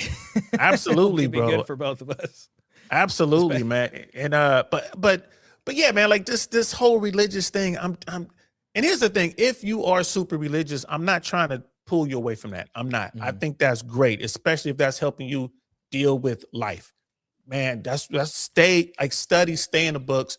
You know, I just tell those folks, like, you don't have to be in a church. Jesus never had a church. Remember that. Jesus was walking around and he was hanging out with the pimps and the hoes. He was hanging out there with the murderers and the thieves. So get out there. Don't be afraid to get your hands dirty. But whatever you're doing, that's great. Just understand that religion is not going to stop a man or a woman from going into an American court of law and walking away with half your stuff if they get a chance. That's not going to stop them. Maybe they won't do it. But but if we're talking about mitigating risk, which just seems to be the conversation here, I can't get behind what Andrew Wilson is saying here. Yeah, and I agree with that too. I mean, I don't want to dissuade anybody from being religious and living that life. I think what's important to me is to understand that there are certain expectations that are placed upon you that aren't necessarily religious. And that's why the history aspect is important to me, because when you see how people negotiated marriage and how the matches were made, none of that stuff was things that were condemned by, the church. I have a newspaper article with the Pope literally handing out dowries and charity to poor women who couldn't get married. So it's like, there are other aspects that are even outside of marriage that influence the way people did marriage. And maybe some of the churches did adopt that to a certain point, but there are, different choices in how you can negotiate a marriage. And if there isn't a marriage on the table that's worth it for you to take, then yeah, none of these marriages are worth it to take. So why would you do that? Then Rich Cooper point would make sense. But if there is an incentive on the table in a marriage and a bargain that makes sense, then yeah, by all means do it. By all means do it. So let's keep rolling. Prescription. Like, are we talking about Christianity here? No, we would talk. Well, no, what we're doing is we're isolating groups. So let's take all of marriage, and then we're going to break it into the categories of the people who are getting married. So so people who are getting married are going to fall under different categorizations. They could be secularists, they could be swingers, they could be polygamists, they could be atheists, they could be devout Catholics, they could be devout Orthodox. The thing is, the reason it's more useful to break it up that way is because then we can peer in and see if each of these groups has the same exact risk as each other group when it comes to marriage, and we find out that's not the case at all. And that these risks are mitigated descriptively right now if you're part of a religious organization that is much more devout. And the more religious you are, seemingly the more happiness you report and the lower your divorce rates become. But even if that's self-reporting, first of all, and no one's going to say this marriage sucks because it reflects on the church. They don't want the church to look bad. I can't buy that right there. That's a good point. That's a good point about those. Yeah, and I want to be charitable of what he's saying, but I think he mentioned some numbers in the beginning, but I would like to see, not to be that guy who's like, give me a source, but it would be important to look at that stuff, because it's like, yeah, if it's less than the national average, but it's still 25%. You know what I mean? And those numbers, I'm not going to tell you, but those numbers are going to come up. That's going to happen. Okay, so fun. You're going to get to see it. Let's keep going. Yeah, great. So your answer is just be more religious. No, what I'm asking is, what is the thing that's causing that? What is the thing that's causing these groups to have such a more mitigated amount of divorce in comparison to the national average from secularists? What is it? That it's written to encourage women to leave men and divorce rape them? Wait, what was that? I'm sorry. Do you want to start with family law and how it's written to encourage women to divorce rape men? I'm not disputing that. Okay. Well, that's a problem. It just doesn't have any, because you're not contending with my point. What are the things inside of these religious institutions? Is that still a valid threat? Yeah, but what are the things inside of these religious institutions that is causing this mitigation where the risk is so much lower than the national average from people who are not inside of these religious institutions? Not asking whether or not people should be more religious. Mm-hmm. I'm asking us to make an assessment on what are the factors here that are contributing to them having such a low rate in comparison to the national average. That's the question. Okay, so what's the difference in rates between Christians and non-Christians? Depends on the denomination. But I just went through them broadly. I can go through. I mean, I can go through them again if you'd like. Here, I'll pull them back up 1 second. Yeah. Just average amount. So when we're going through each denomination, we could start with, we'll kind of start with the lowest risk. The lowest risk is going to be the Amish, right? Second is going to be Mennonites. Then you're going to have Mormons and Catholics at almost the same rate. Orthodox at a lesser rate than that, about 12%. And the list from there goes on and on. The more traditional the value set is with what are called Protestant high churches, meaning the more they go to church and things like this, they end up in a risk mitigation that's almost 20% lower than the national average as well. The only Christians who fall into the same average as non-Christians are going to be what are called nominal Christians. So these are people who self-ID as being a Christian or cultural Christianity, but they don't actually involve themselves in the church or in that lifestyle at all. They just call themselves that. That's called nominal Christianity. Well, I appreciate the lesson there, but you still didn't answer the question. What's the difference in the divorce rates between Christians and non-Christians? Let's just use atheists as an example. It's as high as 25%. The distinction between that and the national average. The reason so atheists versus 25%. What's that? So it's 9% versus 25% is what you're saying. Well, again, it depends on the denomination. Okay. The question's lack. It seems to me that it's kind of nebulous. I'll tell you that. Sorry, DL, I didn't mean to interrupt you. No. Go ahead. No, go ahead. Yeah, I mean, yeah, I'd really have to look at how they're getting those numbers, and I don't want to doubt him, but it's kind of, we're taking his word for it right now. So, you know, maybe it is a little bit less, but it's like if most Christians are 25% anyways, that's still pretty high. How long are these marriages that they're looking at? Are they looking at, you know, of the first 10 years of the marriage? Are they looking at longer than that? If you look at most of the pool of people today who would consider themselves religious, how many people are highly religious that go to church that much, that are in the optimal age group for marriage? You know what I mean? How many of them are living that life? If it's only 5% of them and 95% aren't, then it probably doesn't bode well, even in light of these numbers. So you have to look at the pool, and then we have to scrutinize these numbers a little bit more. But either way, there's going to be some risk. You know, the Mennonite and the Amish thing, so, you know, I think that can probably be put aside because their lifestyle, again, is very different in terms of technology and all this kind of stuff. The Orthodox, you know, that could be interesting. There could be something at play there. It could be that they're a relative minority, you know, around others. Maybe people who live in a minority community might tend to do better if they stick together that way. I don't know.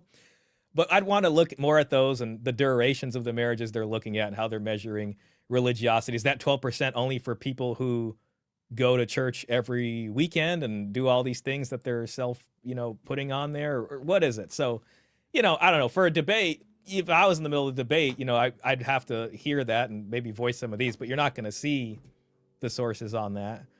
But, yeah, you know, to be charitable, yeah, it probably is a little bit less. But still, you're still going into an uneven marriage. There hasn't been any discussion about the economic side of this, which to me is fundamental to the question of, is marriage worth it? So it's still about, well, if we mitigate the risk about her deciding to leave, then you can look at it differently. Where I'm like, well, mitigating the risk just based off religiosity isn't enough. There has to be more of a contribution from her, especially for a monogamous setup.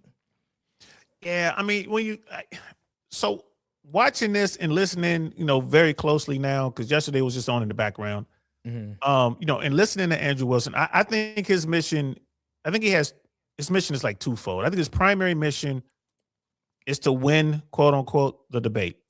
Like, I think it's his primary mission. By winning the debate, I'm gonna get more people to come over to my platform. And I think the secondary mission is to get more men into church. Like, so we got like these guys, you know, we're probably talking about the bottom 80% guys. We got these guys trying to figure it out. Get these guys to try church, and not just anybody's church. Go down to this hardcore, you know what I mean, you know, very, very orthodox kind of thing. I think that's what his mission is. Rich Cooper is simply like, all right, man, let's talk about the real numbers. Let's, you know, tell me how, like the same thing we're saying here. Tell me how being a part of some church, a Mennonite or a hardcore Catholic or whatever, how is that going to stop the state, the government, from garnishing your wages? Yeah. Well, yeah. I mean, it seems like the primary focus is an amount of energy expenditure in order to keep her from leaving.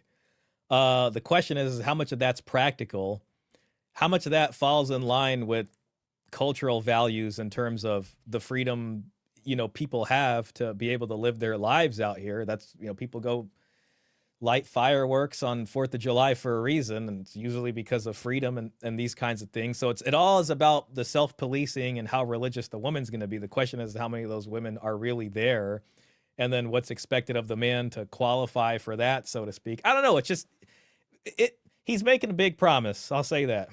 Yeah, but he's definitely selling a dream. And my thing is, it's like, all right, bro. So we're gonna go from a 2 out of 4 chance of divorce to a 1 in 4 chance of divorce. Still not liking it. I'm still not liking it, bro. Yeah, especially if you're bringing in everything to lose. You're still, there's still 25% chance is still a big thing. Like, and I get it. Listen, to give him, be charitable to him. I understand like the family creation and people desiring to have a family and have children and live that kind of life is a big thing. And I think what he's trying to say is don't throw it completely out if you can try to mitigate for it. I'm just not really satisfied with what he's putting in terms of mitigation. There's no talk about the economic part of this. It's like, okay, so you guys, everybody goes to church, then you meet some 28-year-old woman, you're 32, she's been out there, but you guys decided to go in there. And when it comes time for this marriage, well, she's just been out there for 28 years doing whatever she's doing. When it comes time to get married, what does that marriage look like? She has $0 and you got to pay everything, and she's hopefully supposed to stay there, and she's been to church for 4 years. Like, I don't know, but there could be a huge religious revival, and I guess I don't want to say it wouldn't happen. Sorry. I mean, it could happen. And but here's the thing, like you're hoping she just has $0 coming to the table, because in that scenario, more likely, right? More likely she's coming with that student loan debt. Right. If anything, she's coming with that negative dowry. Exactly. Sorry, it's my sound effect. That's great. If anything, I have a negative dowry. Yeah, that's the thing. I mean, what does the credit report look like? What you 450 credit score? You got $10,000 or more in student loan debt. You probably got another $6,000 of unsecured credit. You got a car loan, right? And that's the big thing. Like and again, like she goes to the church because that's a great play for her. Then you got this dude who is never been with a woman, who's been involved in church. He's been helping out in the church, vacation Bible school and, Jesus camp and all this kind of stuff. He is a good man. And the church is like, well, we got this woman, she's born again. We rebaptized her. And now you need to take her. And the church isn't going to help you. If the church won't even give you, they're not going to come and build that house. No. And when you're standing in family law, they're not going to be there either. I mean, I don't know. Maybe they would disagree with me about that. I haven't seen them in there. And then also, they're going to look at you and be like, well, you as a man, you're supposed to be able to spot these red flags. And anything that she does that's untoward or bad, you weren't leading correctly. There just needs to be a greater discussion here, I think, about masculinity and the conversation about what marriage is and how people should be looking at it. Now, and I know it might be some ladies out here watching. Ladies, it could happen to you too. I'm not going to say that doesn't happen. It could be, you could be that woman that was in church and, you saved yourself and you're pure and everything. And then some guy comes in, you know what I mean? Like a reformed heathen like me comes in, but he's coming in to do what you were saying, Shaw. He's coming in to get that dowry. Like, he's like, oh, I know she's got. And that happens too. Yeah, that does happen. I mean, there's a bad boy kind of archetype in a sense, and women will give every single penny they have to that guy. They might even take it from another guy and give it to that guy and lose all of the money. They might get divorced, find that guy, flush all the money down the toilet. That's where the red pill stuff, I think, really shines, because there is this discussion about, a lot of the conversation, especially in the early, is like, well, why is she not attracted to this, which is what they say, versus this guy who doesn't seem to follow any of the stuff that that is normally prescribed by society? This guy doesn't have a good job at all. He doesn't do that, but there are these other things, you know what I mean? So I have zero problem getting women to go out with me on the first date for coffee or ice cream or a smoothie or a walk by the lake or whatever. No problems whatsoever. But then you watch the videos of these dudes who just can't seem to get on. And like, well, why is that, Saint? I'm like, because them dudes don't have any swag. Them dudes don't have any understanding. They don't have any game. Because you're sitting there bowing down to this woman, bro. You gotta, like you said, I'm not saying be an asshole. I'm not saying be a bad boy, but you need to develop some bad boy traits and wear it like a cloak, just so you can get your foot in the door and then let her get to know you. This is a tough, you know, like, because I keep thinking about that Sarah Stock thing because it's such a big story.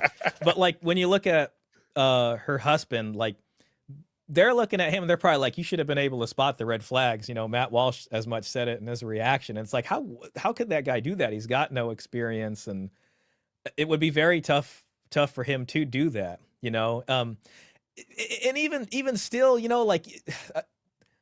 You know, I think the red pill stuff is really good for attracting the woman and all that beginning stuff. But if you're still going to take a bad deal in a marriage and you're relying just on the red pill to keep her there by gaming her, that's still going to be a tough thing to do in some ways.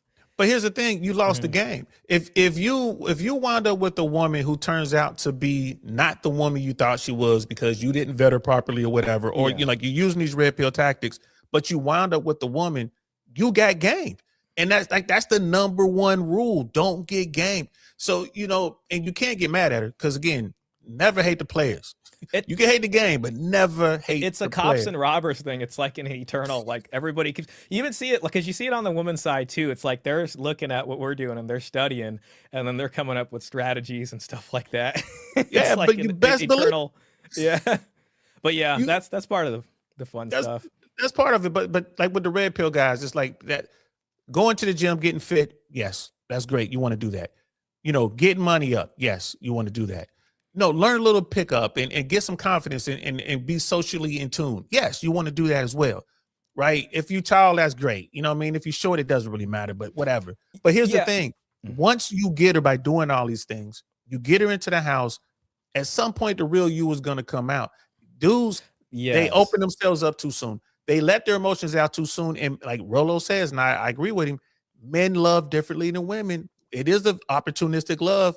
It's a idealistic love when it comes to men. And a lot of times, if you got the wrong woman, it could be an opportunistic type of love. So and if the guy blows it, I put that out there as a red pill lesson as well. Like if you blow it, bro, it's your fault. So a lot of these guys are saying, well, I'll just go get me a religious girl. Doesn't matter. Doesn't matter. You still got to vet her. The tough part about it, and so the way I see it is, you know, the red pill I think is really good for giving advice to help you get to the high value. And I understand, like, yes, you can see that, and you can understand the seduction game and all that, and it can go a long way. I think the issue for a lot of red pill guys is they're still in this. I think it's still a hard sell to get them into a monogamous position, and I think they still have an understanding of, well, okay, you're looking at these different factors, but I'm saying, hey, look, when you get into high value status, you want to negotiate that and pull more out of her than just herself. Get her to contribute real material something into that relationship, because that's what high value men of the past always did. She has to add value. I think the scary part with family law is like you can get into this high value position. Coach Greg Adams always has this thing that I like. He calls it a high value target. But basically, if you still have that and your idea of masculinity is still, well, okay, I'm going to be the 100% provider and she's not going to bring nothing and I'm going to get married to her and do that. Even with all the red pill knowledge, you're still in this uneven position is what I'm saying in terms of the traditional contributions to a marriage. And I mean traditional past 1950s and way past times. So then there's a huge incentive. They always used to say married red pill was the hardest and the most challenging. I don't know if you remember that from the early days. I used to follow the subreddits and they had their own subreddit for married guys. And they're like, this is the hardest one because it's tough to be abundant and employ all those things, you know, but that's the fun stuff in the red pill. I mean, and I hear what you're saying. Like guys have to do all this work. They get there, they get a woman. And then you're still looking at the fact that, wow, she really doesn't bring a lot. Yeah, and that's why a lot of guys just end up with the multiple woman situation. You know, and you see a lot, I guess if you think about people in the space, a lot of the guys that get there you don't see them get married. There are some people who are married or have been for a long time, but most of the guys that seem like when they get there, they say no to monogamy at that point because they scraped it from out of the dirt and they got up there, and then they're just like, why would I sign the contract with them? But you know what the secret, a dirty little secret to that is? A lot of these guys, you know, of all the players and the high value men and the top tier guys, because I draw a distinction. The high value men are the guys those tenants that Kevin Samuels put out there, right? Got to make so much money. You just all that. That's they're actually high value. Producing. Yeah. Right. The top tier guys are the dudes that might have 3 out of the 6, or maybe 4 out of the 6, or they never have them all at the same time. They got, this and that. But those guys still pull in a lot of women. So it's like you got the high value guys and the top tier guys. Those guys, they get tired at some point. The vast majority of them get tired of running through all these different chicks. They get tired of running rotations. You get tired of it. And they'll you know what I mean? And they'll want that number one girl. Some might do 1 or 2, but most of them want that one girl. So the value add has to be there. Yeah. And, Paul Elam, I had some discussions with him, and he calls it the hedonism wall. And I think it makes sense, especially the red pill journey, at least for a lot of guys, is they had trouble getting, girlfriends and relations with women. Some, you might've had 1 or 2 before. And then you get to this point where you're like, hey, this red pill stuff actually works, and I'm getting laid and I have a lot more control over that.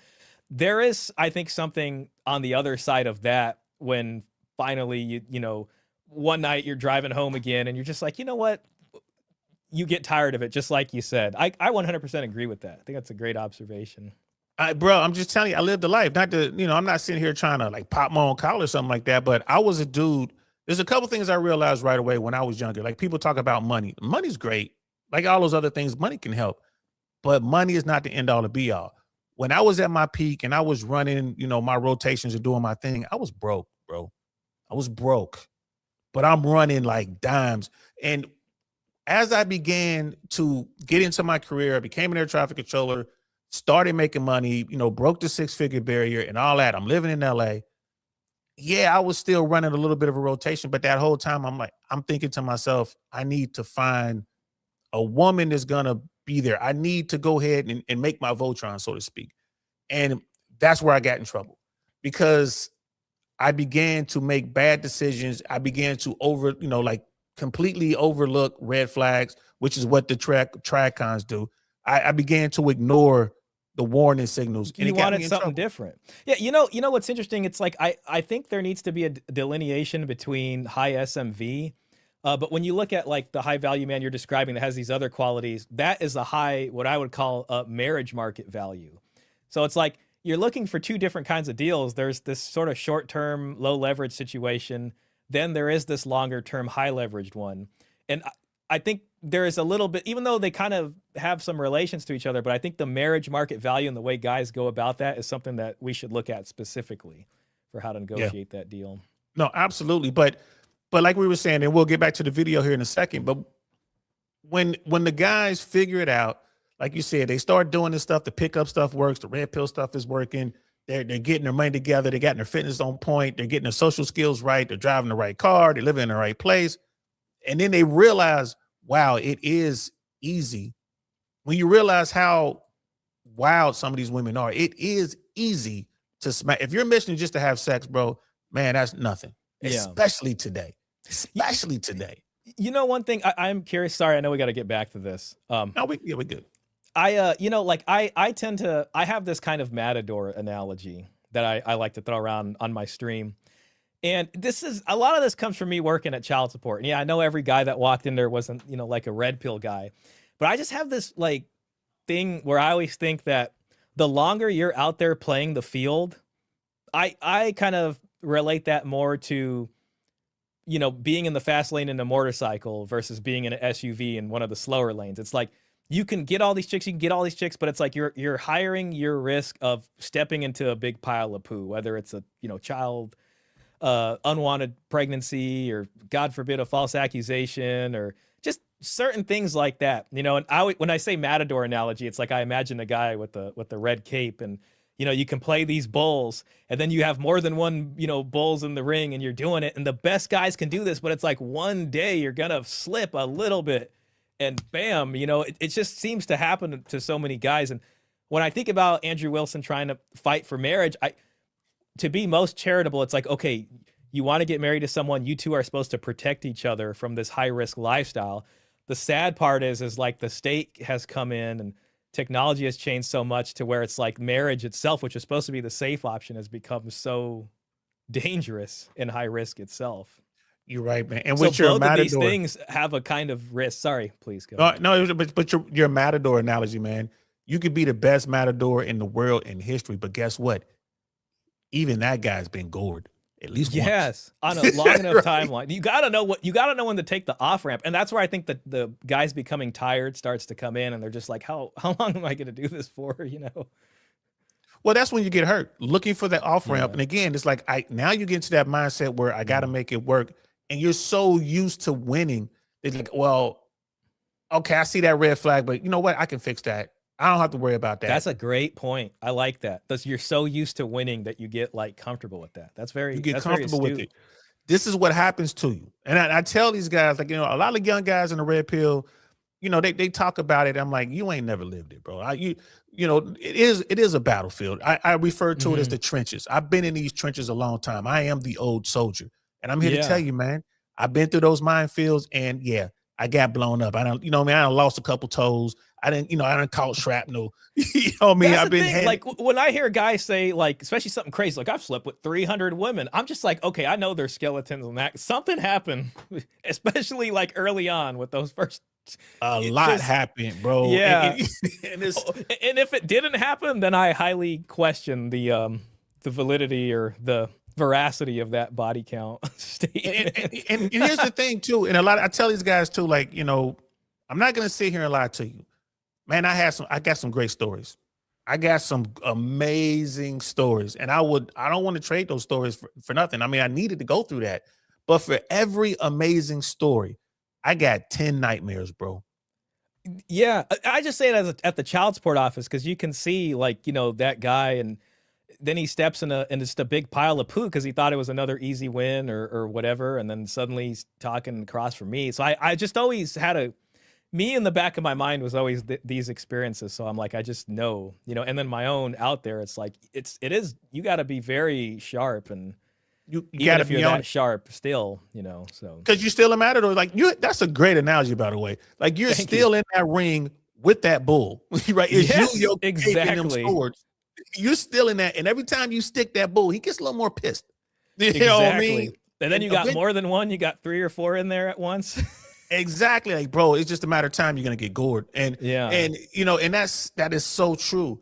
So that's even as a guy, even someone like me, like I could go back into the church. I purposely stay away from it. Like I won't go into the church structure. I you know, I could be spiritual and I'll go out and talk about, you know, the things that, you know, the spirituality of it, but I won't go into the church because I know the type of women that can be in there. Are there some good women in there? There's some amazing women in there. But I look at church like a hospital, man. You can't go into a hospital and be mad that there's sick people, right? That's how I look at church. I can't go in church and be mad that there's some 304s in here, or some, you know me, ex-drug addicts in here. There's some criminals in here. I can't get mad at that. So I back away from it, because when I walk into a situation like that, it's like all of those, it's like walking into combat. Like, oh, we're instantly at the front. You see it. Like, and then the guys who have no experience, it's like, bro, it's kind of like Stalingrad, man. It's like you get the gun, you get the bullets. Like, you just sending these guys out here to get mauled by these women, right? Myron Gaines, say what you want about Myron Gaines, but he's absolutely right when he says these guys are going in here doing battle with these women, and they're going in there with a toothbrush, and she's in there with a machine gun. That was Sarah Stock. I'm sorry to keep bringing that up, but that guy looked like that was probably his first girlfriend. And, you know, we didn't even know. The story's not over. He might just take her back and be like, well, we don't even know, you know, or maybe he'll leave her, maybe he won't. But if that was his first woman, like, yeah, he went in there with the toothbrush and he just didn't spot all these things. And this was happening up to the day of their engagement and all these kinds of things. So it's a lot of times he didn't spot anything, you know. Bro, I've seen stories. Well, I've heard stories and I've seen situations in real life where on the wedding night, she'll slide away. Oh, the wedding night. Oh, no, bro. I couldn't. That would be horrible. The game is cold, man. And I bring, my experience comes like deep in the trenches, coming from the streets. It's like a different world. And when I try to explain this to these guys, like, man, y'all don't know what y'all dealing with. Some of you do. Like, you need to understand this stuff. You need to learn this stuff so you know what to avoid. But these guys are like, no, I want to deal with that. I'm like, all right, bro, you're going to get mauled. Like you said, all right, go ahead, Matador. Here, take your cake. Go on out there. You're the guy. We're all watching, man. We're all watching. So let's get back to the video. But I really like that Matador analogy, bro. I'm going to have to borrow that one. Thank you. Specificity. Okay, but using the Christians versus the atheists, you're saying it's 9% versus 25%.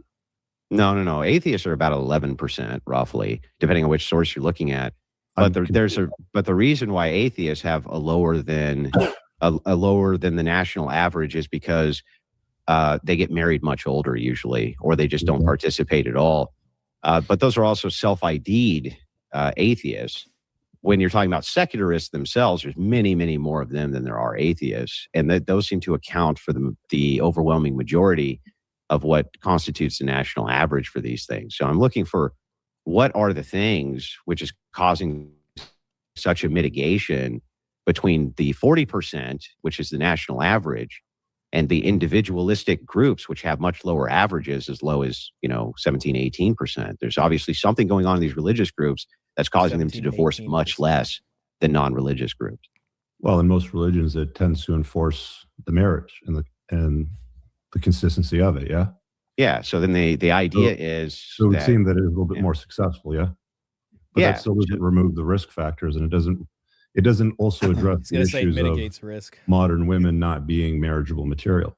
Well, hang on. Those are two different arguments. Whether or not you think that modern women are marriageable, we're talking right now just about the risk of divorce. What do you consider to be an acceptable divorce rate? Well, given family law, 0 would be acceptable. So 0, well, if that's the case, then there could never be an institution of marriage because there's always going to have to be at least some divorce, right? Based on some circumstance. That's reason. Shah, isn't Andrew kind of coming with the straw man at this point?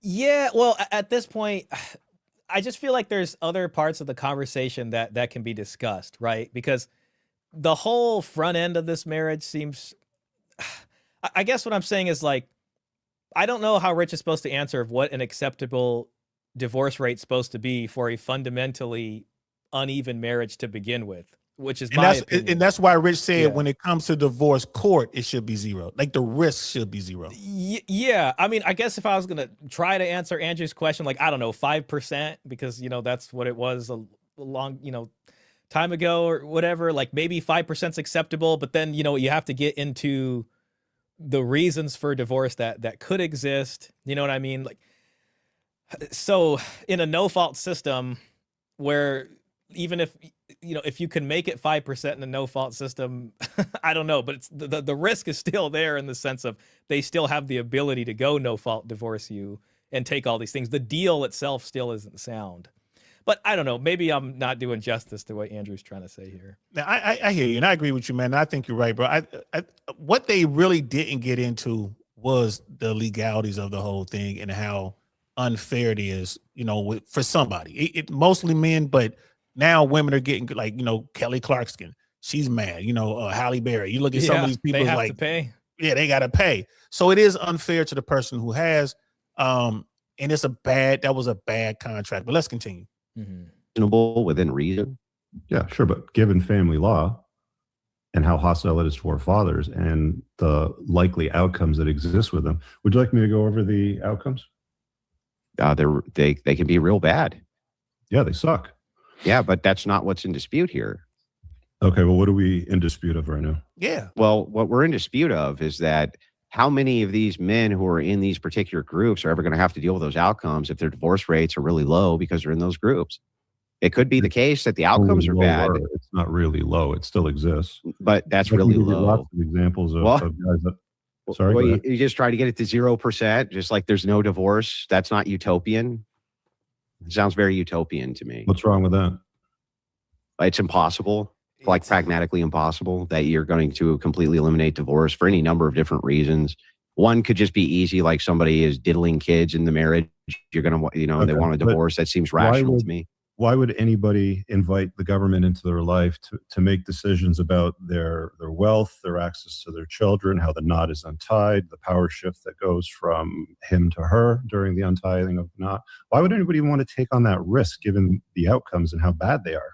Because the outcomes are only bad if you get divorced. They're not bad if you Right. don't get divorced. And so Okay. if your chance of mitigating the divorce is really high and your chances of not being divorced are over 80%, if you're part of one of these groups, then that seems like an acceptable risk mitigation, right? Well, it's only marginally lower. No, it's not marginally lower. It's much higher. I mean, much, much lower, significantly lower. Well, you're giving me 11% numbers compared to around the 11% 40% for national atheists. average is what? Go ahead. Sorry. You're giving me numbers for 11% for atheists, yeah? Well, no, also Orthodox. Orthodox is very low too. Hey, Okay, DL, can I ask you so something? it's marginally different, but If there was an 18% chance that if you got into a plane, it wouldn't land on the tarmac, would you take that chance? Bro, like how bad do I got to get there? I mean, that's something that's like, it's an 18% chance this thing might, you're asking the guy who, I mean, I'm a former paratrooper, man. I'm used to taking risks. Like, I'm jump out from and the play. hood. But Go ahead. Well, I was going to say, I think Rich Cooper, like the family law is one thing, but I think deep down, like, and maybe I don't want to put words in his mouth. I don't know what he's feeling, but it's like, I think there's this other aspect there of why, when I have all this, am I tying myself to someone who doesn't have anything or anything close to that? The family law is one thing that may happen, but you're still, why am I limiting it to this one person? Basically, why am I tying myself to this? Why am I taking a fundamentally imbalanced deal here? And the reason I'm so focused on that is because, obviously when the divorce happens, they're going to look at who makes what. But historically, when matches were made, it was very different. It was all about what is each person bringing in a very material way. So you're still gambling it. You're still leveraging yourself a lot more than the other person is what I'm trying to say, even if the divorce rate goes from 41% to 17, 18%, like you mentioned. So there's still something in you that is still going to feel like something is wrong with this. Something about this doesn't make sense. I mean, bro, again, you can take it all the way down to 5%. If I'm like, yo, Shaw, it's a 5% chance when you go outside tomorrow, somebody's going to bust you in the face with a 50 cal. Bro, are you going outside tomorrow? I'd have to really go outside for some groceries and go out with a shield or something. And here's the thing too. It's like, okay, this doesn't solve the problem in a vertical intergenerational sort of way. So it's like, okay, we mitigate divorce from 41% to 18, 20%. Your marriage lasts and you do everything right and you pass on your wealth to your children and they're facing this same risk of divorce of 18%. When it finally goes belly up for some of them or one of them or whoever, then the whole intergenerational project can die with that. You know what I mean? And that's the problem. No, that's a great point. So you're saying, okay, your marriage worked fine. You managed to get, you didn't fall into that 18%. Your son's marriage went great. Same thing. Your daughter's marriage went great. And all that wealth has been going down. Now her son falls into the 18%. Or now you got 3 marriages that just go bust now, finally, because we're just still going on this 18%. There still needs to be things that change or make it work, or at least make it more fairer for both parties in there. Yeah, because the family, like you said, the family fortune gets jacked. Yeah, that's the thing I've always been thinking about too, working at child support, because my whole job, and especially reading all these divorce judgments, was watching the family nest egg get juiced. And that always bothered me, because it's like, how do these people create intergenerational wealth? It's like, that's what the family project is supposed to be trying to do, is accumulating property, passing it down, going higher up in the ladder based off of good deal making and good bargaining, so yeah. I think a lot of it goes back to bargaining. And I tell dudes, like young guys, like especially if you have something, like I tell dudes this, like if you're a brokey, you're living in mom's basement, you don't really plan on doing nothing with your life, man, go ahead and get married as many times as you want, bro. It's fine. You ain't got nothing to worry about. They will probably come out. That will be a positive thing if they can pull that off. They'll probably come out with more money. You are winning, son. Do that. But if you've done the work, you have the money. Just keep this in mind, guys. If you're making about, and you correct me if I'm wrong, brother, I'm not going to be 100%, but I'm going to be, I think, ballpark. If you choose the wrong woman, you get married, No, you choose the wrong woman. You don't even get married. We ain't gonna talk about alimony. Y'all have a baby. You're planning to build a life with this woman. She walks away. You're making about $150,000 a year, and you might be looking at what, maybe close to $2,000 a month in child support, depending on where you are. It'd probably be a little bit more than that. It's going to be about 25% of your net, assuming zero custody. So say she has the vast majority of custody. Maybe you get a weekend here or there. And let's not even figure in custody fees. Right. Right. But if it's just child support in California, you can assume about 25% of the net. So if he's making 150, gosh, I'm trying to think what he'd get after taxes, and then divide that and then take 25% of that for one child. If it's 2 children, it's going to be 40%. Then it can go up to 55% for 3 kids. So fellas, y'all hear this, right? So you're looking at, let's say you're paying $2,000. Let's say you got off easy somehow. You're paying $2,000 a month in child support. That would be like, fine. That's not too bad if I'm making 150. Then so be it. Over 18 years, right? You're like $500,000 almost. Yeah, well, that's the thing too. I will say California does have a gold diggers clause for child support, where if you're making a lot of money, it finally taps out. The calculator finally runs out at 12%. That doesn't mean it's always going to be 12%, because the judges do have the power to deviate. They just have to write why they're deviating. So if you're making that kind of money, they're probably going to go hard at you, to try to get more.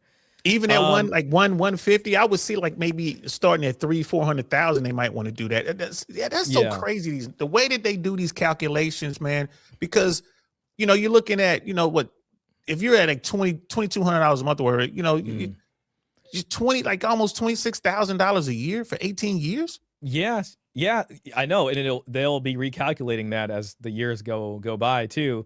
And that's just child support. Now, if you had alimony with that, God forbid, like I used to see cases like that. I saw a case with, there was about $3,000 a month child support, and then with another $8,000 a month, $8,500 a month in alimony. So it's like you're paying 11.5, I think, altogether. 11.5, and that's what the conversation should be. To be honest with you, it's not about being religious, or being red pilled, or being unplugged.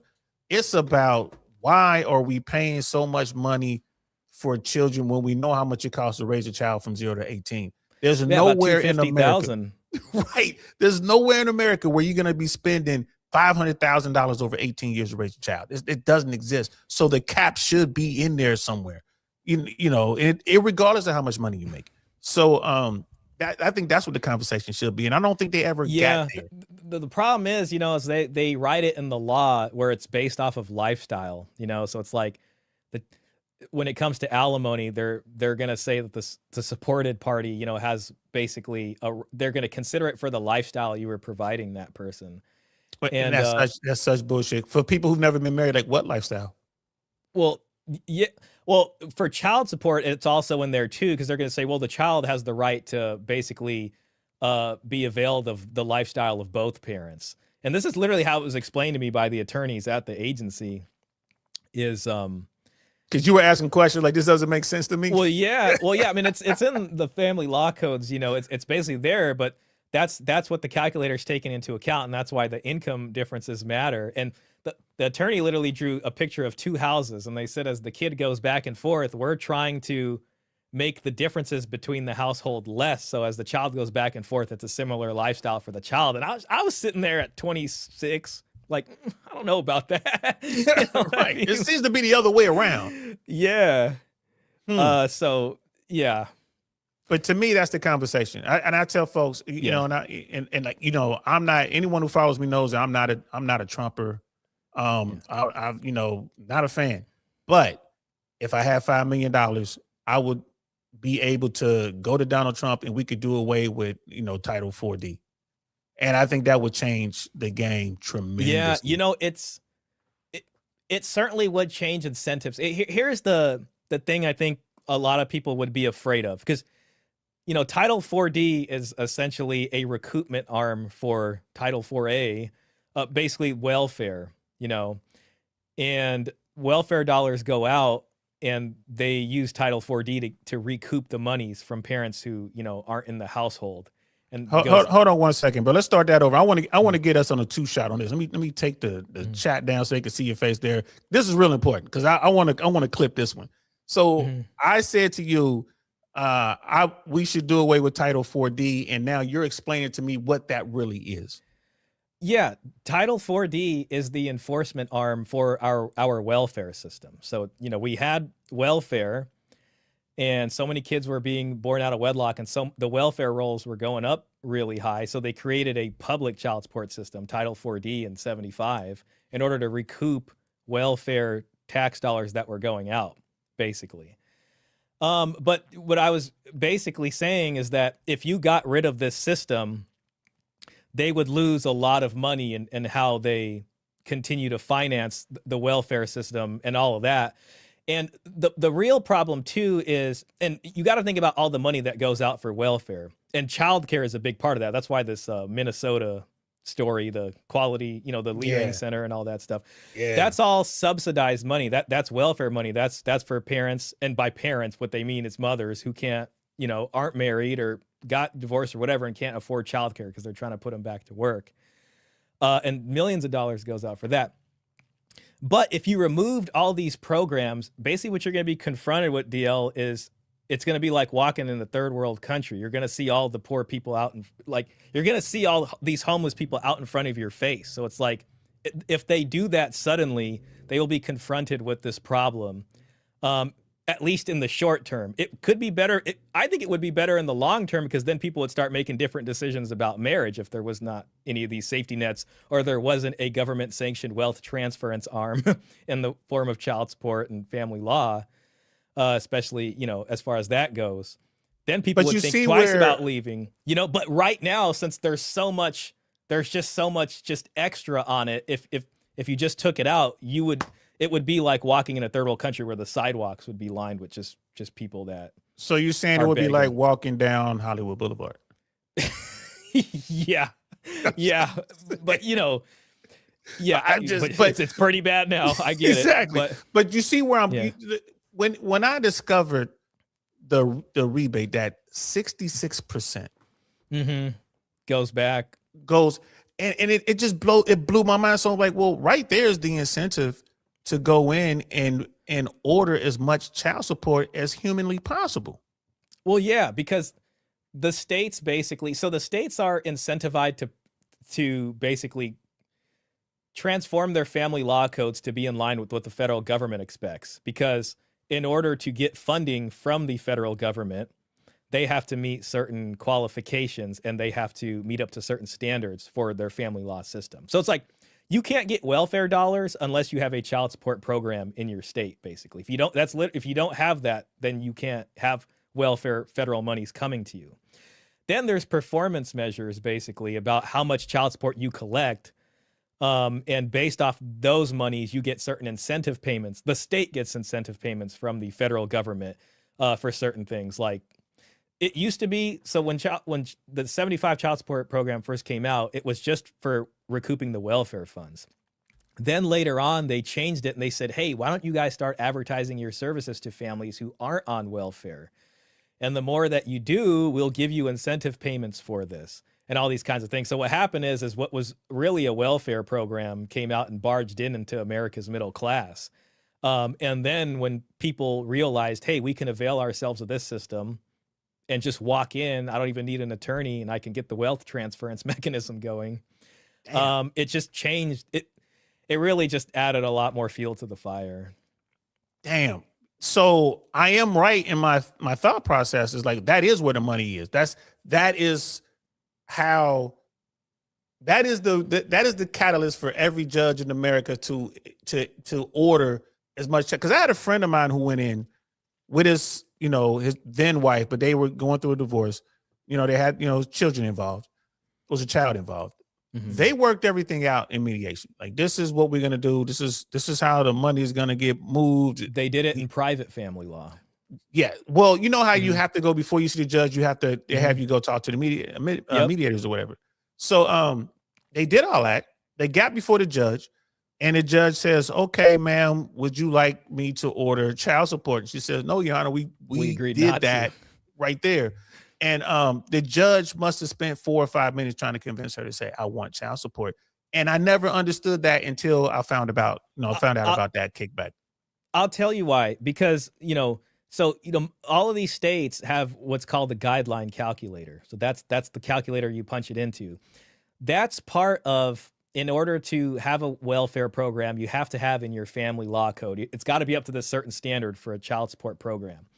So in order for her to refuse child support, basically the judge has to say, this is what you're entitled to from guideline, basically, and she has to refuse it.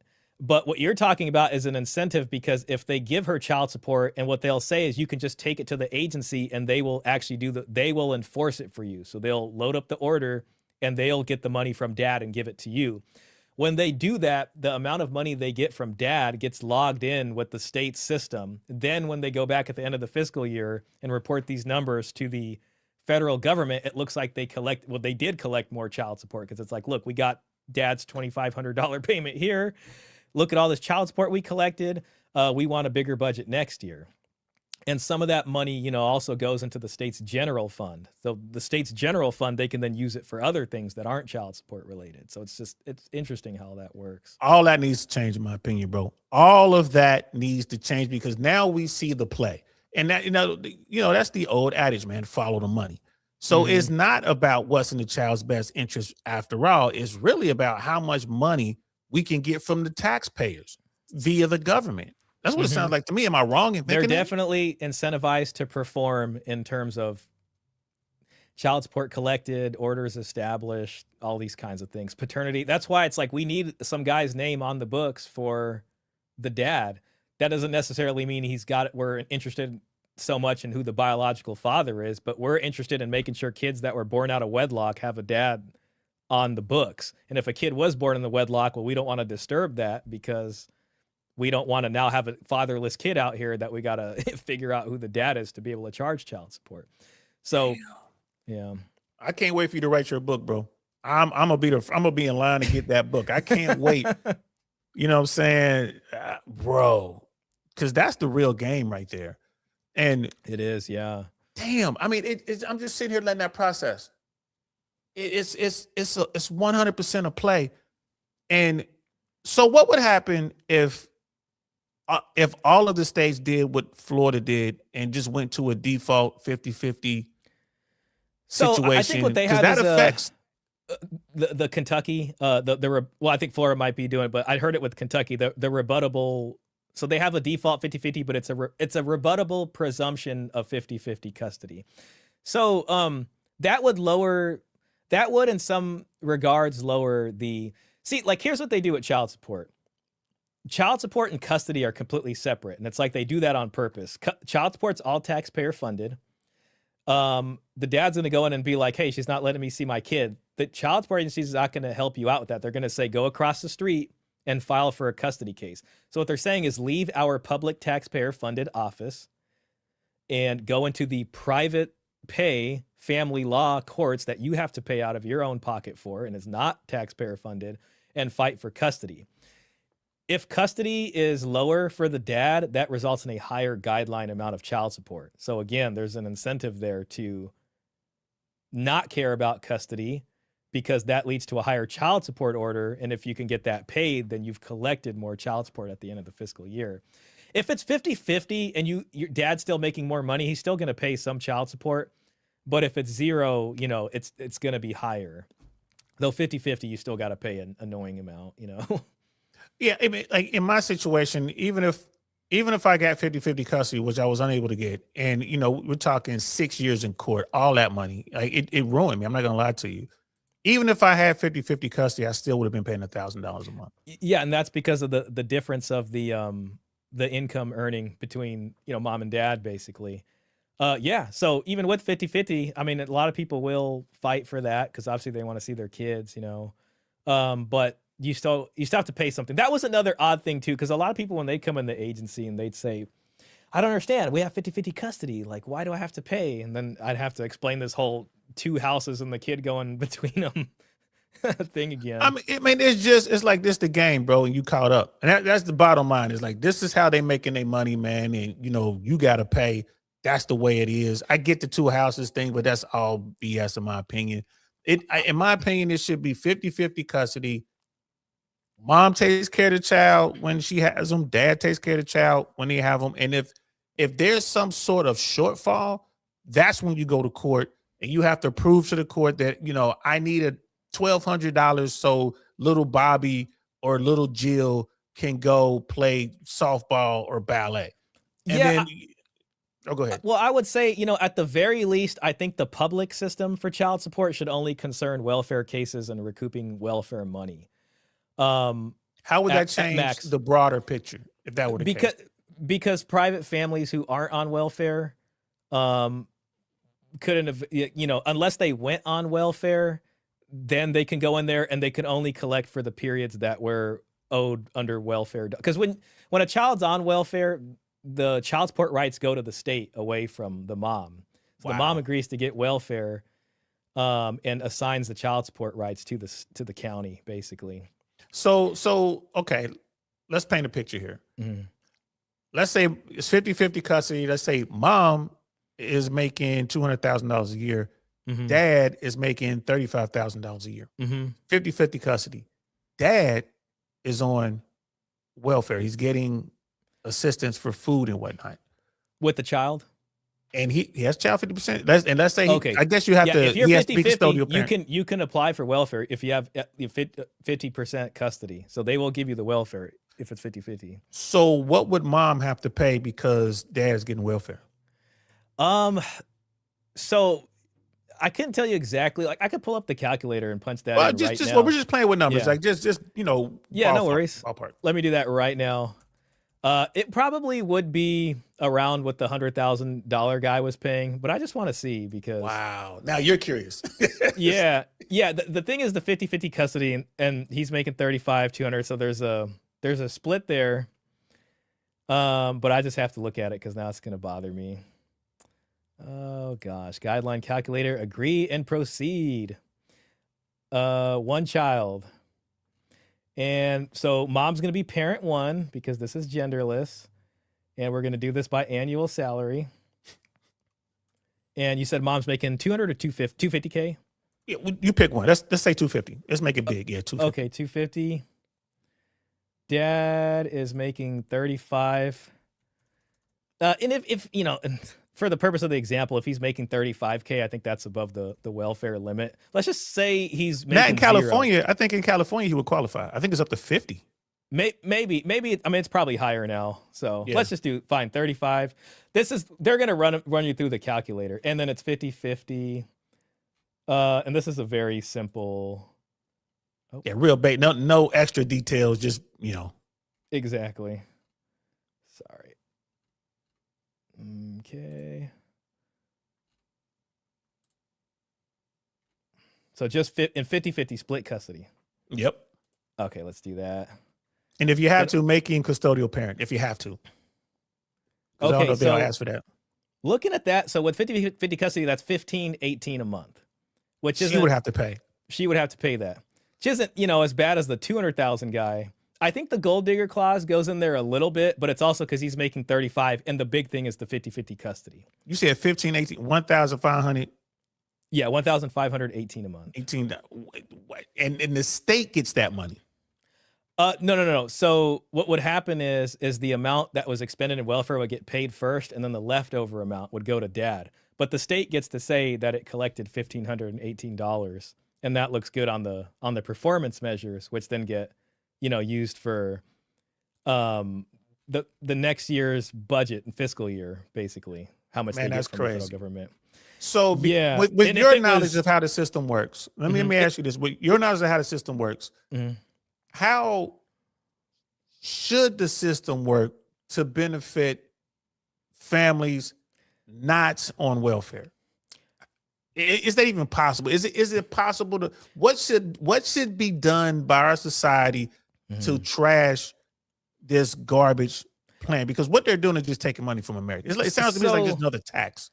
Yeah, like basically what's happened is there always used to be a system of public family law because you always had people who would pretty much burden the rest of the community with their care to some extent.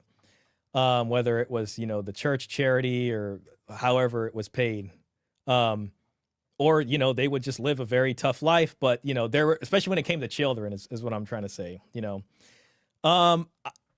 Then what happened is public family law became so emboldened basically that it crossed over into the zone of private family law. And it basically welfareized our original private family law system to where it's like normal middle-class Americans are subject to what's essentially a welfare system for everybody, basically. And it's just I am one of these guys, like, I don't know if we can go backwards in time. Like, if we cut the welfare system, there's going to be some very painful periods for a lot of people. And that means homeless children out on the streets too, and all these kinds of things. Maybe they would finally go with whoever the provider is, because that's who can actually support the kids, right? Right. But I think for a start is, if you're not going to push back on the welfare part of family law and put it back in its place to only apply to those people, then at the very least, lean into it more, and you should have a taxpayer-funded custody system for fathers to at least get back in their kids' lives. Why is it that one parent gets to go in there, not have to pay anything for child support, but the other one, when they want to see their kid, they have to pay thousands of dollars in order to do that? That might help at least for some mitigation, but it would still be a huge step towards probably a socialist type of living, which not a lot of people want to do. If you really want to go in the other direction, you have to punish people for breaking up their families, and you have to disincentivize people from having kids outside of wedlock, which means you'd have to, really limit the welfare, or you'd have to look at custody differently and say, okay, well, whatever parent actually makes the money, the kid needs to be there, and you have a legal obligation to take care of that kid. That's what it was before. Like, you can go to jail for not taking care of your child. So however you figure that out, then the child better be in your household. Or, if you're going to get divorced. So a lot of this is wrapped into family law, because my problem is you can't just excise a giant program with millions of dollars running into it and not see immediate devastating consequences, like right in front of your face, basically. Because we're paying all these people to stay out of the way, you can say, through welfare. So if you're going to take a small step back, at least limit the federal child support program's power and say, okay, this only applies again to welfare cases. The minute they're not on welfare anymore. So you're saying right there, do away with Title 4D then, or modified heavily. Title 4D would still be there, but it would be how it originally started, which was just to recoup the welfare funds, basically. And then you'd have to take away incentive payments for states. Then you would basically say, hey, listen, collect only the welfare monies, at least to start with. It would still be kind of a crappy system, to be honest with you, because there's still family law and all these other issues, and people can go on and off welfare, basically. So it's just so wrapped up into each other. But the problem really is that family law has been taken over by welfare. You know what I mean? So it's like, if you're going to push back on the welfare system, you would then have to change family law again, because the family law system is the welfare system at this point in time. Wow, man. I mean, because in my mind, it's so many things rolled up into one. It's like, okay, limit 4D, cut funding for 4D. It's like, okay, well, you can do that, but you're gonna have, welfare at the bottom will probably fall out of that, basically, because you're not recouping a lot of the funds that you otherwise need. And then there's going to be a lot of people who aren't getting that money to at least keep them off the streets, as far as children are concerned, is what I'm talking about here. So you'd either have to just keep paying for that somehow, which they're not going to want to do, because they're going to be like, this is costing the taxpayer. That's how they sold child support in the 90s, was that it cost the taxpayers so much. So they're like, let's get the money from these deadbeat dads, basically. So yeah, it would, if you could put the genie back in the bottle, it would be good in the long run if that's gone, because then people would value marriage and look at it differently. If, the alternative was being homeless. Okay, well, okay. Because I'm like, all right, I got you here tonight. We're going to figure this out, and then we're going to sell this to the Republicans and the Democrats. We're going to make this law. But, okay, so here's the deal. Could you somehow split the non-welfare families from the welfare families. Could that be done? So in other words, if you have a couple, they have a child, both parents are individually earning more than the median. So they will go to a different court. Well, see, there is no different court now. There used to be a different court, but then no, we're making it up. Like, could that be done? Yes, that would be private family law court, and there would be more dexterity there for the judge to decide how we should take care of this divorce. They should have a completely different court system from the welfare one. The problem now is that when you go to the private family law court as a non-welfare family, they use the same welfare calculator to do all the math to decide how much you're going to pay. Right. So, and they do that because they need to max out so they can get a bigger rebate. So that 66%. Yeah, so when they go to the federal government, they can say, look how well we performed in collecting child support for this many families. Give us more basically. Money. Yeah, exactly. So please, give us a better budget for the next year. But when it comes to actual, non-welfare families and say they're going through a divorce, they should have a completely different family law system that applies to them. That could be something that's more at-fault based. What you do have is a revolving door of people there are going to be some people who are on welfare and then they get off, then they go back on. What we do now is for those time periods, they're classified as welfare owed monies, and then the other side is private owed monies. So the money that we collect for the welfare time periods, a portion of that or all of it goes back to the federal government, or it could go to the state, just depending on how they divvy up the money. Then there's the private, which is where, okay, this is the non-welfare time period, and that would go to the custodial party or whoever the money was owed to for that time. So they do divvy it up. They know how much is welfare and how much is non-welfare. The problem is they calculate the number pretty much all the same. So it's like you have just this very rudimentary system. You have like a dump truck coming to move dirt when you should have more finer brushes looking at something, excavating what the problem is here instead of just you should be sifting through it instead of just and that's private family law, and that costs that there's a charge for that, costs money for the court's time, and that's why private family law is so expensive with custody. Child support is just designed to be this fast thing.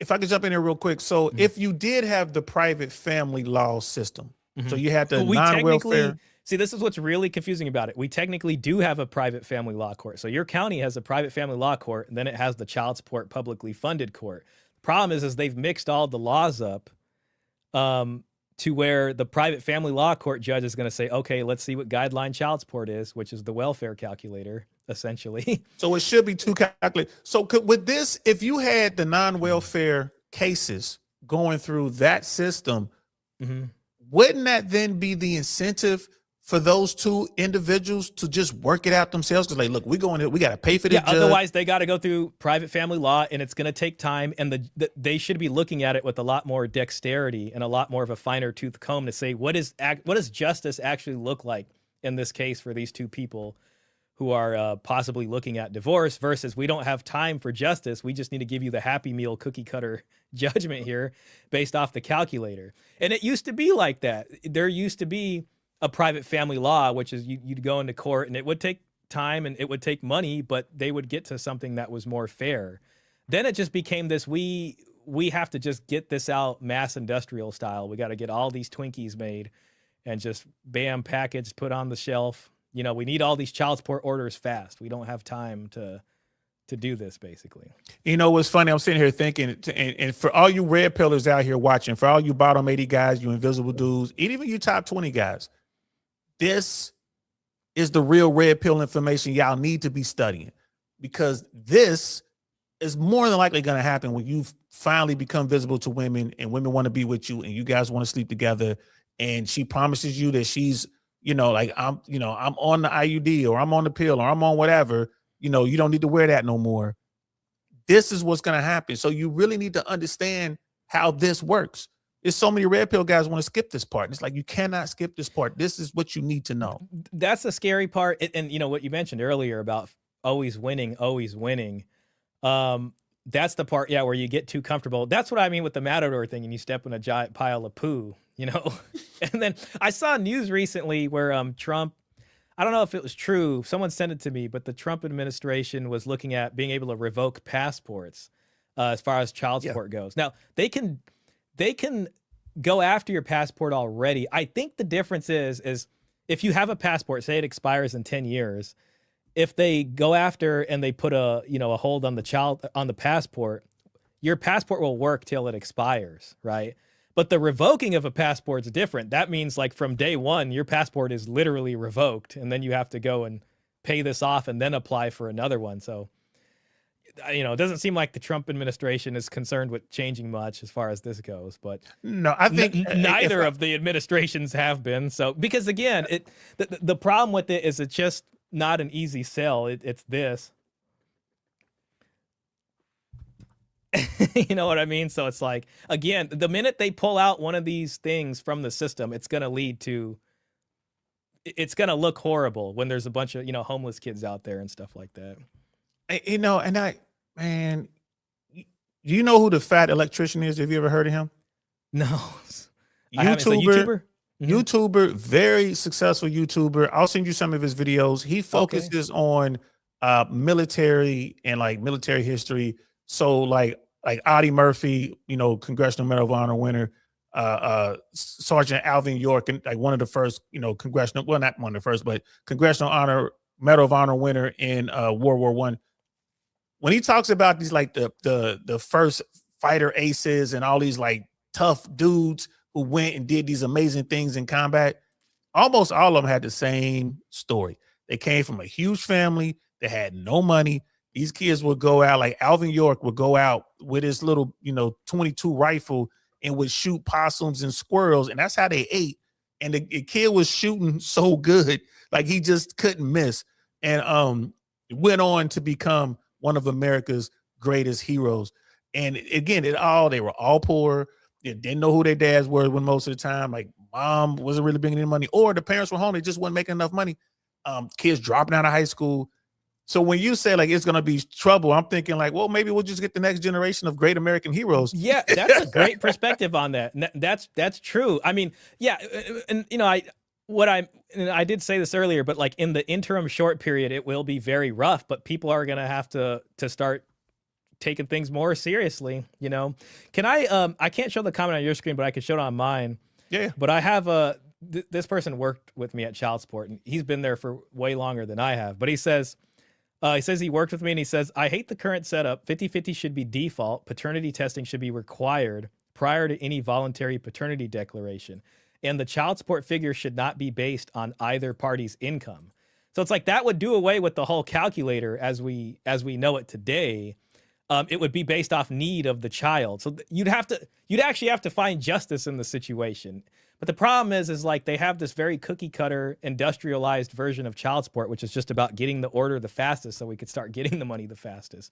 Meanwhile, you're still trying to fight for custody. You know what I mean? And now child support's coming out of there. I mean, if it's default 50-50, and then again, let's say let's use California, like you're in Los Angeles County. The median cost to raise a child in Los Angeles County is X. We're just making up numbers here. Let's say it's $300,000. That's what should be the cap on the child support. The cap should be no more than what welfare is expended on the child support. Like if welfare only is going to give you this many hundreds of dollars, then if that's the max there, then if you're going to no fault leave your husband, or the provider, whether it's woman or man, and you're going to take the children on a no fault, you should not get more than what welfare is going to give, and they should not charge that person more. And if you can't handle it, then fine, give it back to the actual household that you broke up. You know what I mean? Right. With the person who actually makes the money at that point. So, that's what I mean. There's so many things wrapped up. It's like there's the no fault.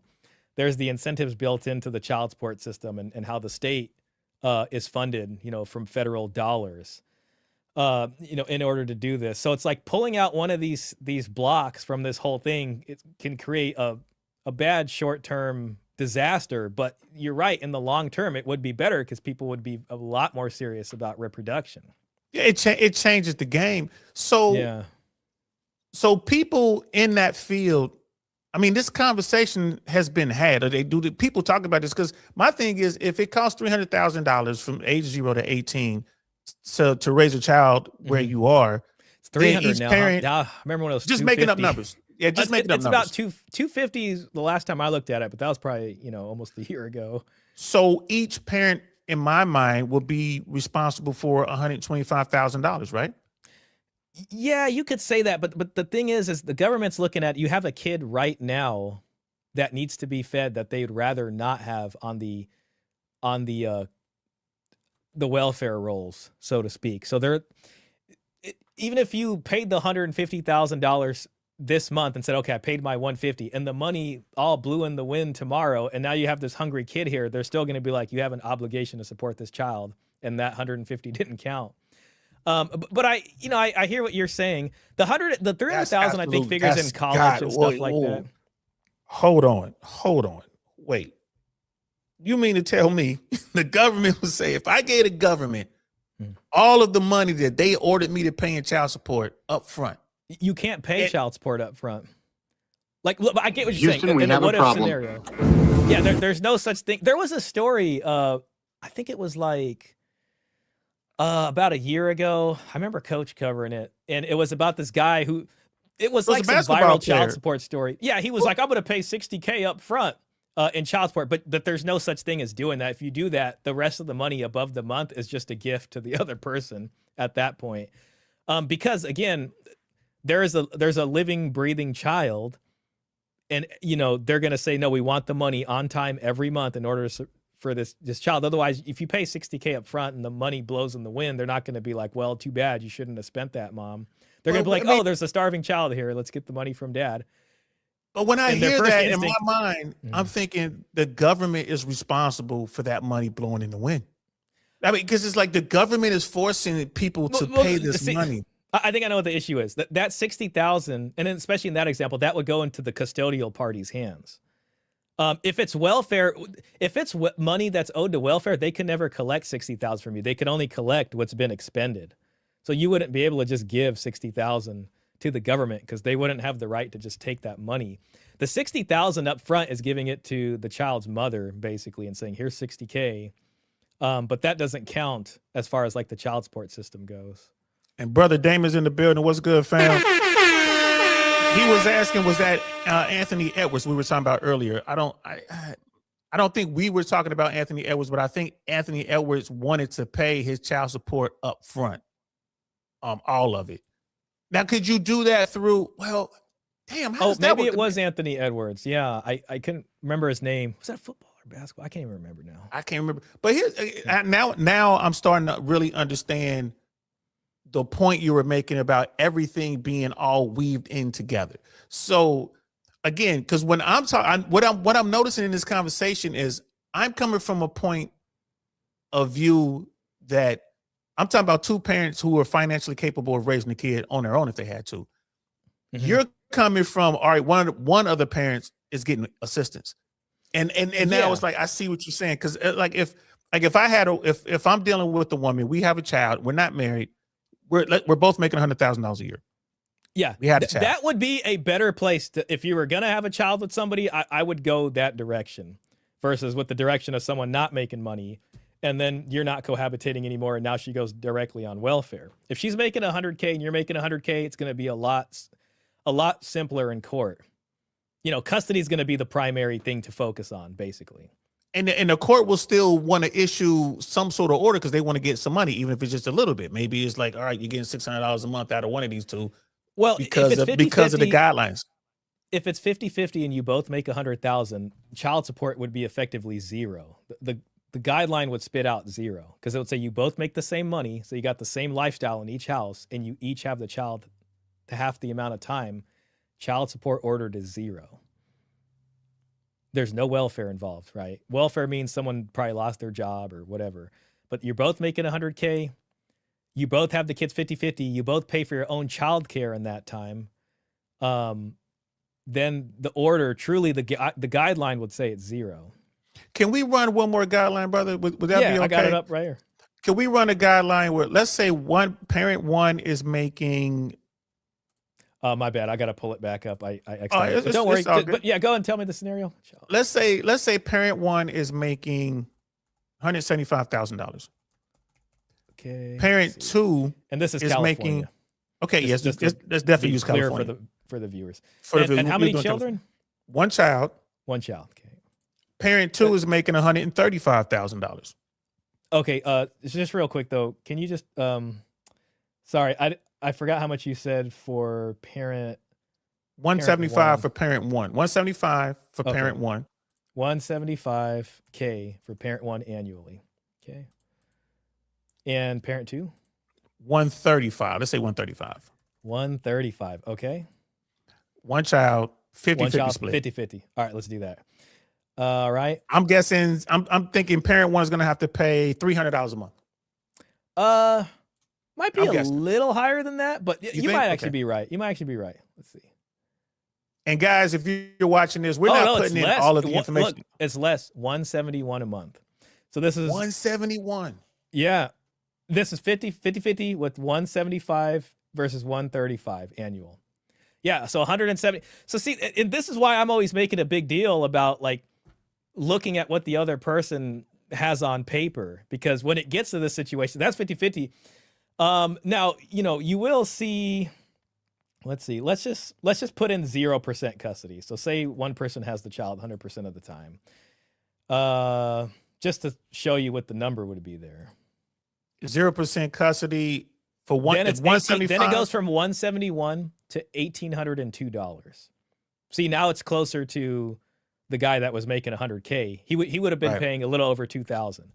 But since you have 0% custody and you're making 175, the other person's income, I think, factors in a little bit, and they're high income too. Otherwise, I think it. Let me just double check. I mean, that's still pretty high. But you see how big of a difference it went from 50% to 0? Yeah. From $171 to, and if they were making, so listen, if it was 0% custody, it would be $1,800 in that scenario. Now, if you're making $175K and she's making 0 and it's 0% custody, then you would pay $2,419. Damn. Even with and it's still 0% custody. So her income, even with 0% custody, still has a factor into what the fact that she has income, even though it's 0 custody, you would still pay less than if she makes no money. See that? The system is so jacked up. So this is how I would do it. And guys, I'm nobody. I'm a retired air traffic controller who is sitting in his loft talking to a camera. All right. So I'm nobody, guys. Shah is the pro. Like Shah is the pro. So, but here's the thing. I would say if you had no marriage, we're talking about a custody case, no one's been married. Yeah, you guys just had a child together outside of wedlock. You guys just had a child together. You both earn over the median household income for America. Not individual, but household. Let's say you both earn, which over today 70K is like right or something. Yeah. Well, I think it's up to like almost 86 now, but it's still under 90,000. It's still under 90K. But it's still real low considering the median house is what, 425,000. But anyway, that's another conversation for another day. But if individually you earn over that benchmark, then you come to court. It's 50-50 custody. There is no money changing hands. Yeah, there shouldn't. That's be what I think should happen. Yeah, and that's kind of what Orem was saying earlier, because he was saying it shouldn't be based off of the parents' incomes, but yeah, then it would be based off need for the child, because what you're saying. I mean, I hope I'm not putting words in your mouth, but what you're saying is you're over that minimum amount of what a child needs at the minimum. You're over that poverty line and you even overshot it a bit too, where each household has about that. So yeah, it really isn't, because at that point each parent's lifestyle is their own, and the child's needs are met. So what you're basically discussing is a needs-based system for that, instead of a lifestyle-based system where they do that. That's always been one of my biggest sort of hangups with it too, is that it's based off this lifestyle thing. This is what incentivizes the predatory sort of behavior amongst people.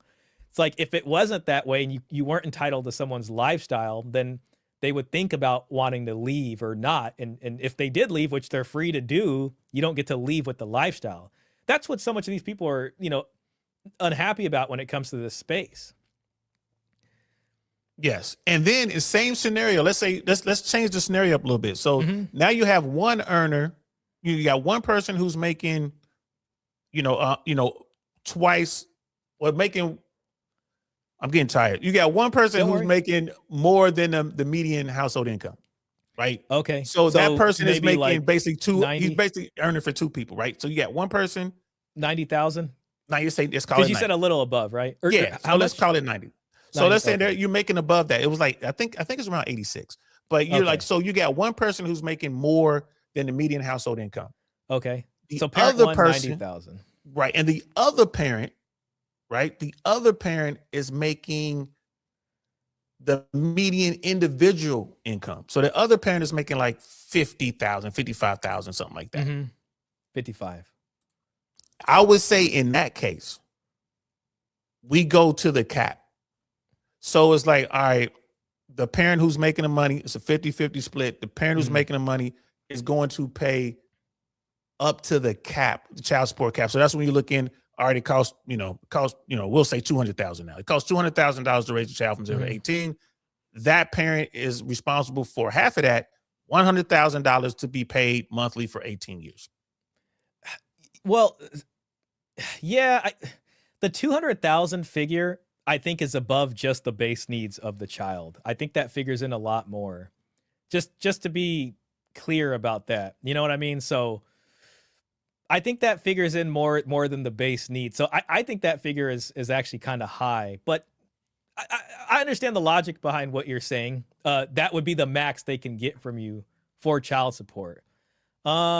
If you were, I'll tell you this: if it was a 90, if one parent was making 90,000, the other was making 55, and it was 0% custody, parent one would pay $1,383 a month. So, I don't have my calculator, but if you were gonna do the math, and we're assuming from 0 years of age, yeah, from 0 to 18 years of age, yeah. So 12 times 1,383.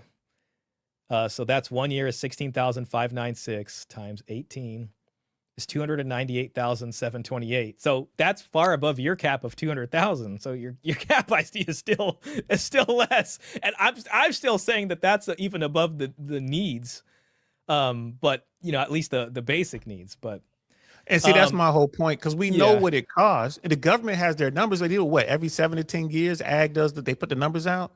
Department of Agriculture, I think. Yeah.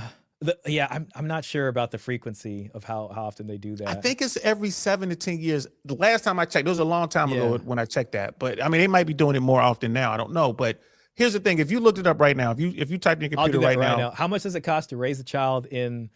You want to do California, since we're using just California put guideline? How much does it cost to raise a child in America? And now they'll give a break, or you can say per state. They give breakdowns. I want to say Maine is the most expensive place to raise a child. I think 0 to 18, I think it's like 300,000. That's the most expensive place in America, if I'm not mistaken. Raising it, this is just the AI overview, guys, so maybe we shouldn't take it too seriously. Raising a child in California is among the most expensive in the U.S., with annual costs averaging over $30,000 to $35,000 a child as of 25. Total costs over 18 years can exceed $500,000 in high-cost areas like San Francisco and San Jose. So that still seems a little high. I mean, San Francisco, if you take an average of that, it's probably going to be maybe like 400,000, which I still think is pretty high. But let's just say, okay, it's 400,000 in California. I still think I think your 300,000, I think the 250 to 300,000 is more realistic, because I think this stuff factors in lifestyle. You know what I mean? Versus base needs. And it's like, if you're going to destroy your household, then lifestyle shouldn't be more than what's above the basic needs of the child. Because you always come from the, it's a divorce involved, and I'm always coming from, no, these are just two people who met and had a baby. They were never married. Yeah. So, and I agree with, if it was a marriage involved, I agree with what you're saying. There should be a cost to that. And I think that's why the divorce rate is so high to begin with. But when two people just have a kid, and especially in a society where one of those two people got to choose. Well, see, and this is the most important thing. That's why I keep looking at the front end of marriage so much, because it's like what deal you're entering into is going to determine a lot of this stuff on the back end. But the TradCon mythos here is the man is the penultimate provider. The woman shouldn't have to worry about anything. Should be a stay-at-home mom, frankly, ideally for them. So you're entering into this deal where you're agreeing to pay everything, and she's not working or doing that. So you're going to get it shafted here in court. You have to expect that going in at this point. It's like at this point, I'm like, guys, you can't. There's no more surprises now. The prior generations were the guys that got surprised. I think they did their part to tell everybody what it was like. At this point, you got to start looking at it more pragmatically and strategically. Yeah. You know, about if you're going to do this, because, you know, people do want to have kids. I'd like to believe that and think about that. It's like, okay, what am I going to, you know, we were talking earlier here about how everybody in their little fantasy has to put up with some reality. You know what I mean? And it's like, you might have to make some concessions in some points in order to find somebody who might bring a little bit more to the table to mitigate for some of these disasters. And if it's going to end up in a divorce, which is a high likelihood it would, then at least the divorce could be smoother. Then you guys can go about your lives if you want to be a matador again or whatever. Right. You want to get back into that ring. Yeah, get gold again. I mean, because I think I think what James Sexton preaches, I agree with. I think if you want to get married, part of the marriage package, like your marriage license and all that, part of that should include a prenuptial agreement, an agreement that both parties come up with and they sign, and that's the agreement that they stick to. Get divorced, we're going by this. Yeah, I mean, and that's, you know, the prenup, I look at the prenup as essentially you guys, having that conversation is good, and it does kind of, to me, call to memory the old marriage contract discussion that people would have when they were making that deal. It doesn't stop hypergamy, but it does give you a shield. You're basically saying, I'm accepting that I'm entering into a hypergamous deal. We're both accepting this is hypergamy. And this is what we're going to do to mitigate for that. The old school dowry system was different because it solved hypergamy by matching women with high dowries with high status men, and this created a even match going down. So that solves the problem of hypergamy, and you need to do that, I think, in order to have a thriving civilization. Otherwise, what you're going to have is a bunch of unmarried people who live like nomads, and it's going to be up to the government to provide for everybody, and you might have the giant herd of people and then the ultra-rich technocrat class, and people are laborers and they own nothing. You know what I mean? And then on the other end, the government does that. So we're kind of swinging in between these two extremes here. Yeah, I think, I think we should. I don't mind that. Even Brother Damon on my side, he's like 27 plus years married. One child is 21. Hey, bro, that's a Don DeMarco if I ever heard it. You won. And I say this every time he's on the platform. Don DeMarco to you, bro. Don DeMarco. And we, you know, ideally we would like to see more couples get that sort of success, but it's just really difficult to do. And that's another thing too. I think the Disney fairy tale narrative have people thinking that being married is easy. And that's something else that Andrew Wilson didn't bring up. You didn't get to see it. Make sure it's like I'm gonna have to tap out here pretty soon because I'm sitting here like about to fall asleep. But when you watch the rest of that debate, they talk about marriages and happiness and what people were expecting going in, and it did get really good. I mean, if you want, I'll have to just react to it on you know, probably next week. I'll have to finish it, or we can always do a part 2 or something. Yeah, I know it's late I was for gonna you say because I stream at 7 and you're 3 hours ahead. So it's all good. I mean, I don't blame you, man. Don't trip. Had I known, I would have, you know, I'd have planned accordingly. But even Brother Dane was like, he believes in prenups today. Yeah, bro. I mean, you know, if you're going to do that, you should at least do that. I'm not going to guarantee it won't get thrown out, but at least it will force the conversation about that. And I think the conversation about that might at least draw out some, you know, some other things about this person you're thinking about getting married to. I'll tell you, you know, when I first started at Child Support, there was this lady who worked there. She might still work there. Shout out to her. But she was funny, but she'd always say to anybody thinking about getting married, I can almost hear her voice. She'd say, make sure you see their credit report. Do not marry anybody without looking at their credit report. Hilarious. Like, what credit score do they need? Like, what? Like, you gotta have 700 credit plus. score, but also how much debt do you have to your name, and just all these kinds of things. Because, you know, all that stuff, once you get, like, and you know, it's crazy because looking in the past, people used to quite literally look at all that stuff and they'd say, okay, like, what is this person coming with? How much do they have? How much is their prospective career expected to make them? Okay, so they just became a doctor, but they need a medical practice. Okay, we're going to use her dowry for the house and the medical practice, and that's going to water, you know, him a bit to grow into this flourishing doctor with the practice, and he's going to provide for her and the children, you know, at that point. That's the deal, you know, and that's how it made sense. That's literally, there's so many examples of this in the history. I'd love to share them with you someday. I think that'd be a fun stream. We should definitely do that, man. And I look forward to it, man, because I'll stream with you as much as you want, man, especially the late night ones, because I'm chill. I'm here anyway. I'm co-parenting. My daughter's gone normally on the weekends. I would say this, like in the 10 minutes or so that we have left before I pass out, I would say that I guess I would ask you, is there any way, with your experience, your professional mind, knowing that side of the life, is there any way to do away with allowing the court to decide? I mean, because I hear what you're saying about the welfare part. The thing is the court decides on so much stuff that's outside of marriage. I know you're not asking about marriage specifically, but when it concerns children, property, and all these very real, tangible things here, we have legal frameworks that are specifically made to address those things. So it's like, you know, and prenups don't even apply to children. There was no such thing as a prenup. You know, the child support agency I was at, we did not care about prenups. That doesn't matter what you put in there. Doesn't apply to children. And, you know, again, you can try to have a good prenup. The court's still going to be in your life one way or another. Even with the prenup, they might try to challenge the prenup. That's going to cost money. Yep. So no matter, you're going to have to get some kind of custody order. You know, say you're not married, right? You guys were cohabitating, or even if you're not cohabitating, you have a child.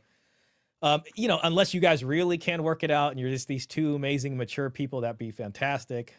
But other than that, you'll probably need a custody order. You know, there'll probably be a child support order if, you know, things don't work out between you guys and one person starts to not feel good about it. You know, typically happens when somebody gets in a new relationship or something like that. Yep. So no matter what, the court is going to be in your life, unless you guys really could figure it out. But I would never sell that as a possibility, because that's very, you know, that typically would happen. That possibility would happen if you guys are both making very decent income and are both just very concerned, like, all right, I don't want your retirement. He doesn't want my retirement. When we'll just do 50-50 when she's here with me, or when he's here with me, and when they're with you, and it's fine. Those people can figure it out. But those people, you know, are in a different position. You know what I mean? But if you're going to play the TradCon game and I'm providing and I'm Mr. Masculine over here, like, this is what you can expect as the court in your life, you know? Yep. And like Brother Damon said, emotions screw everything up. That is a fact. So, I mean, so here's the takeaway, gentlemen. If you're out there, you know, you're watching us, you're in the red pill world, you're in the metal swamp, wherever you are, or you're a blue pill guy who just stumbled onto this conversation. Getting married in America, you're doing two things. You're signing, if you have something, right, you're signing a deal, a contract that can be easily broken by the other person, and they're going to extract from you. That's the first thing.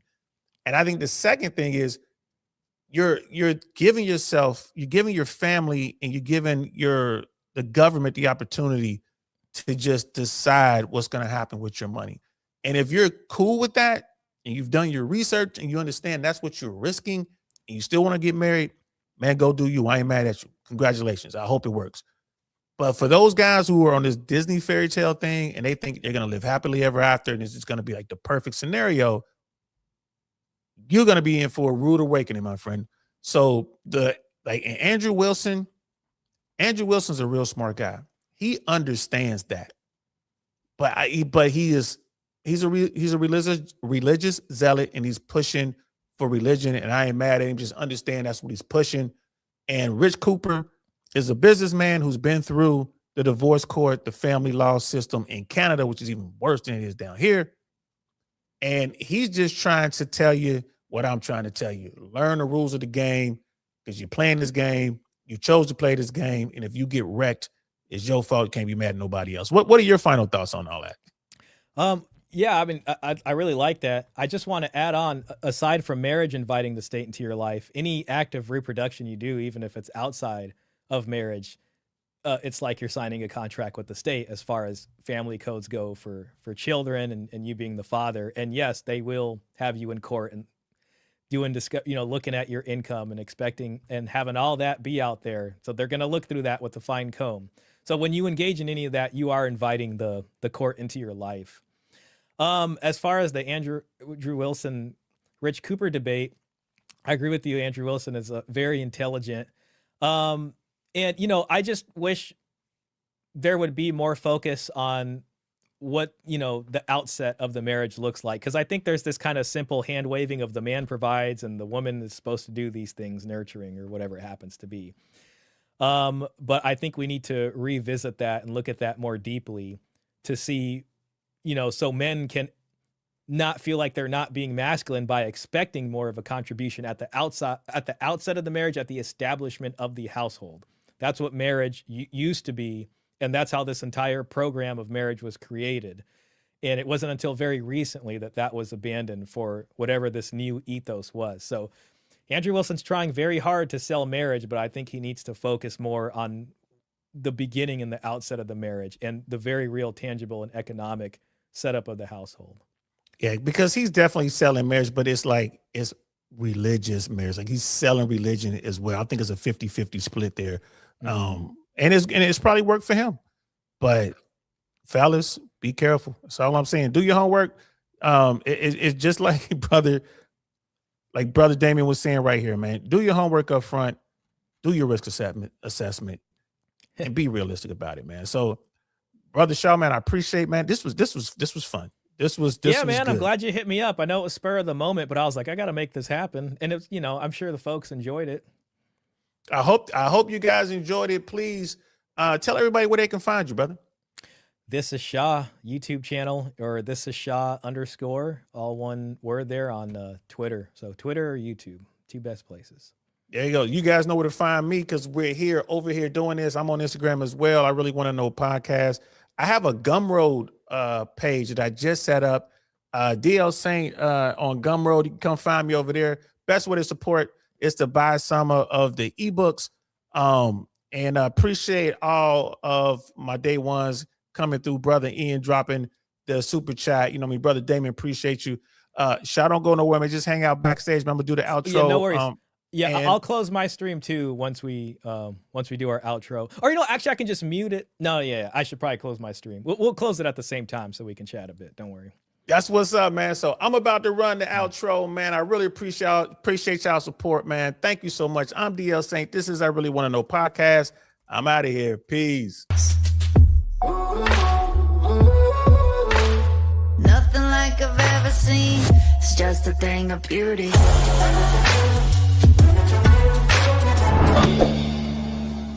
Darn, that's the end.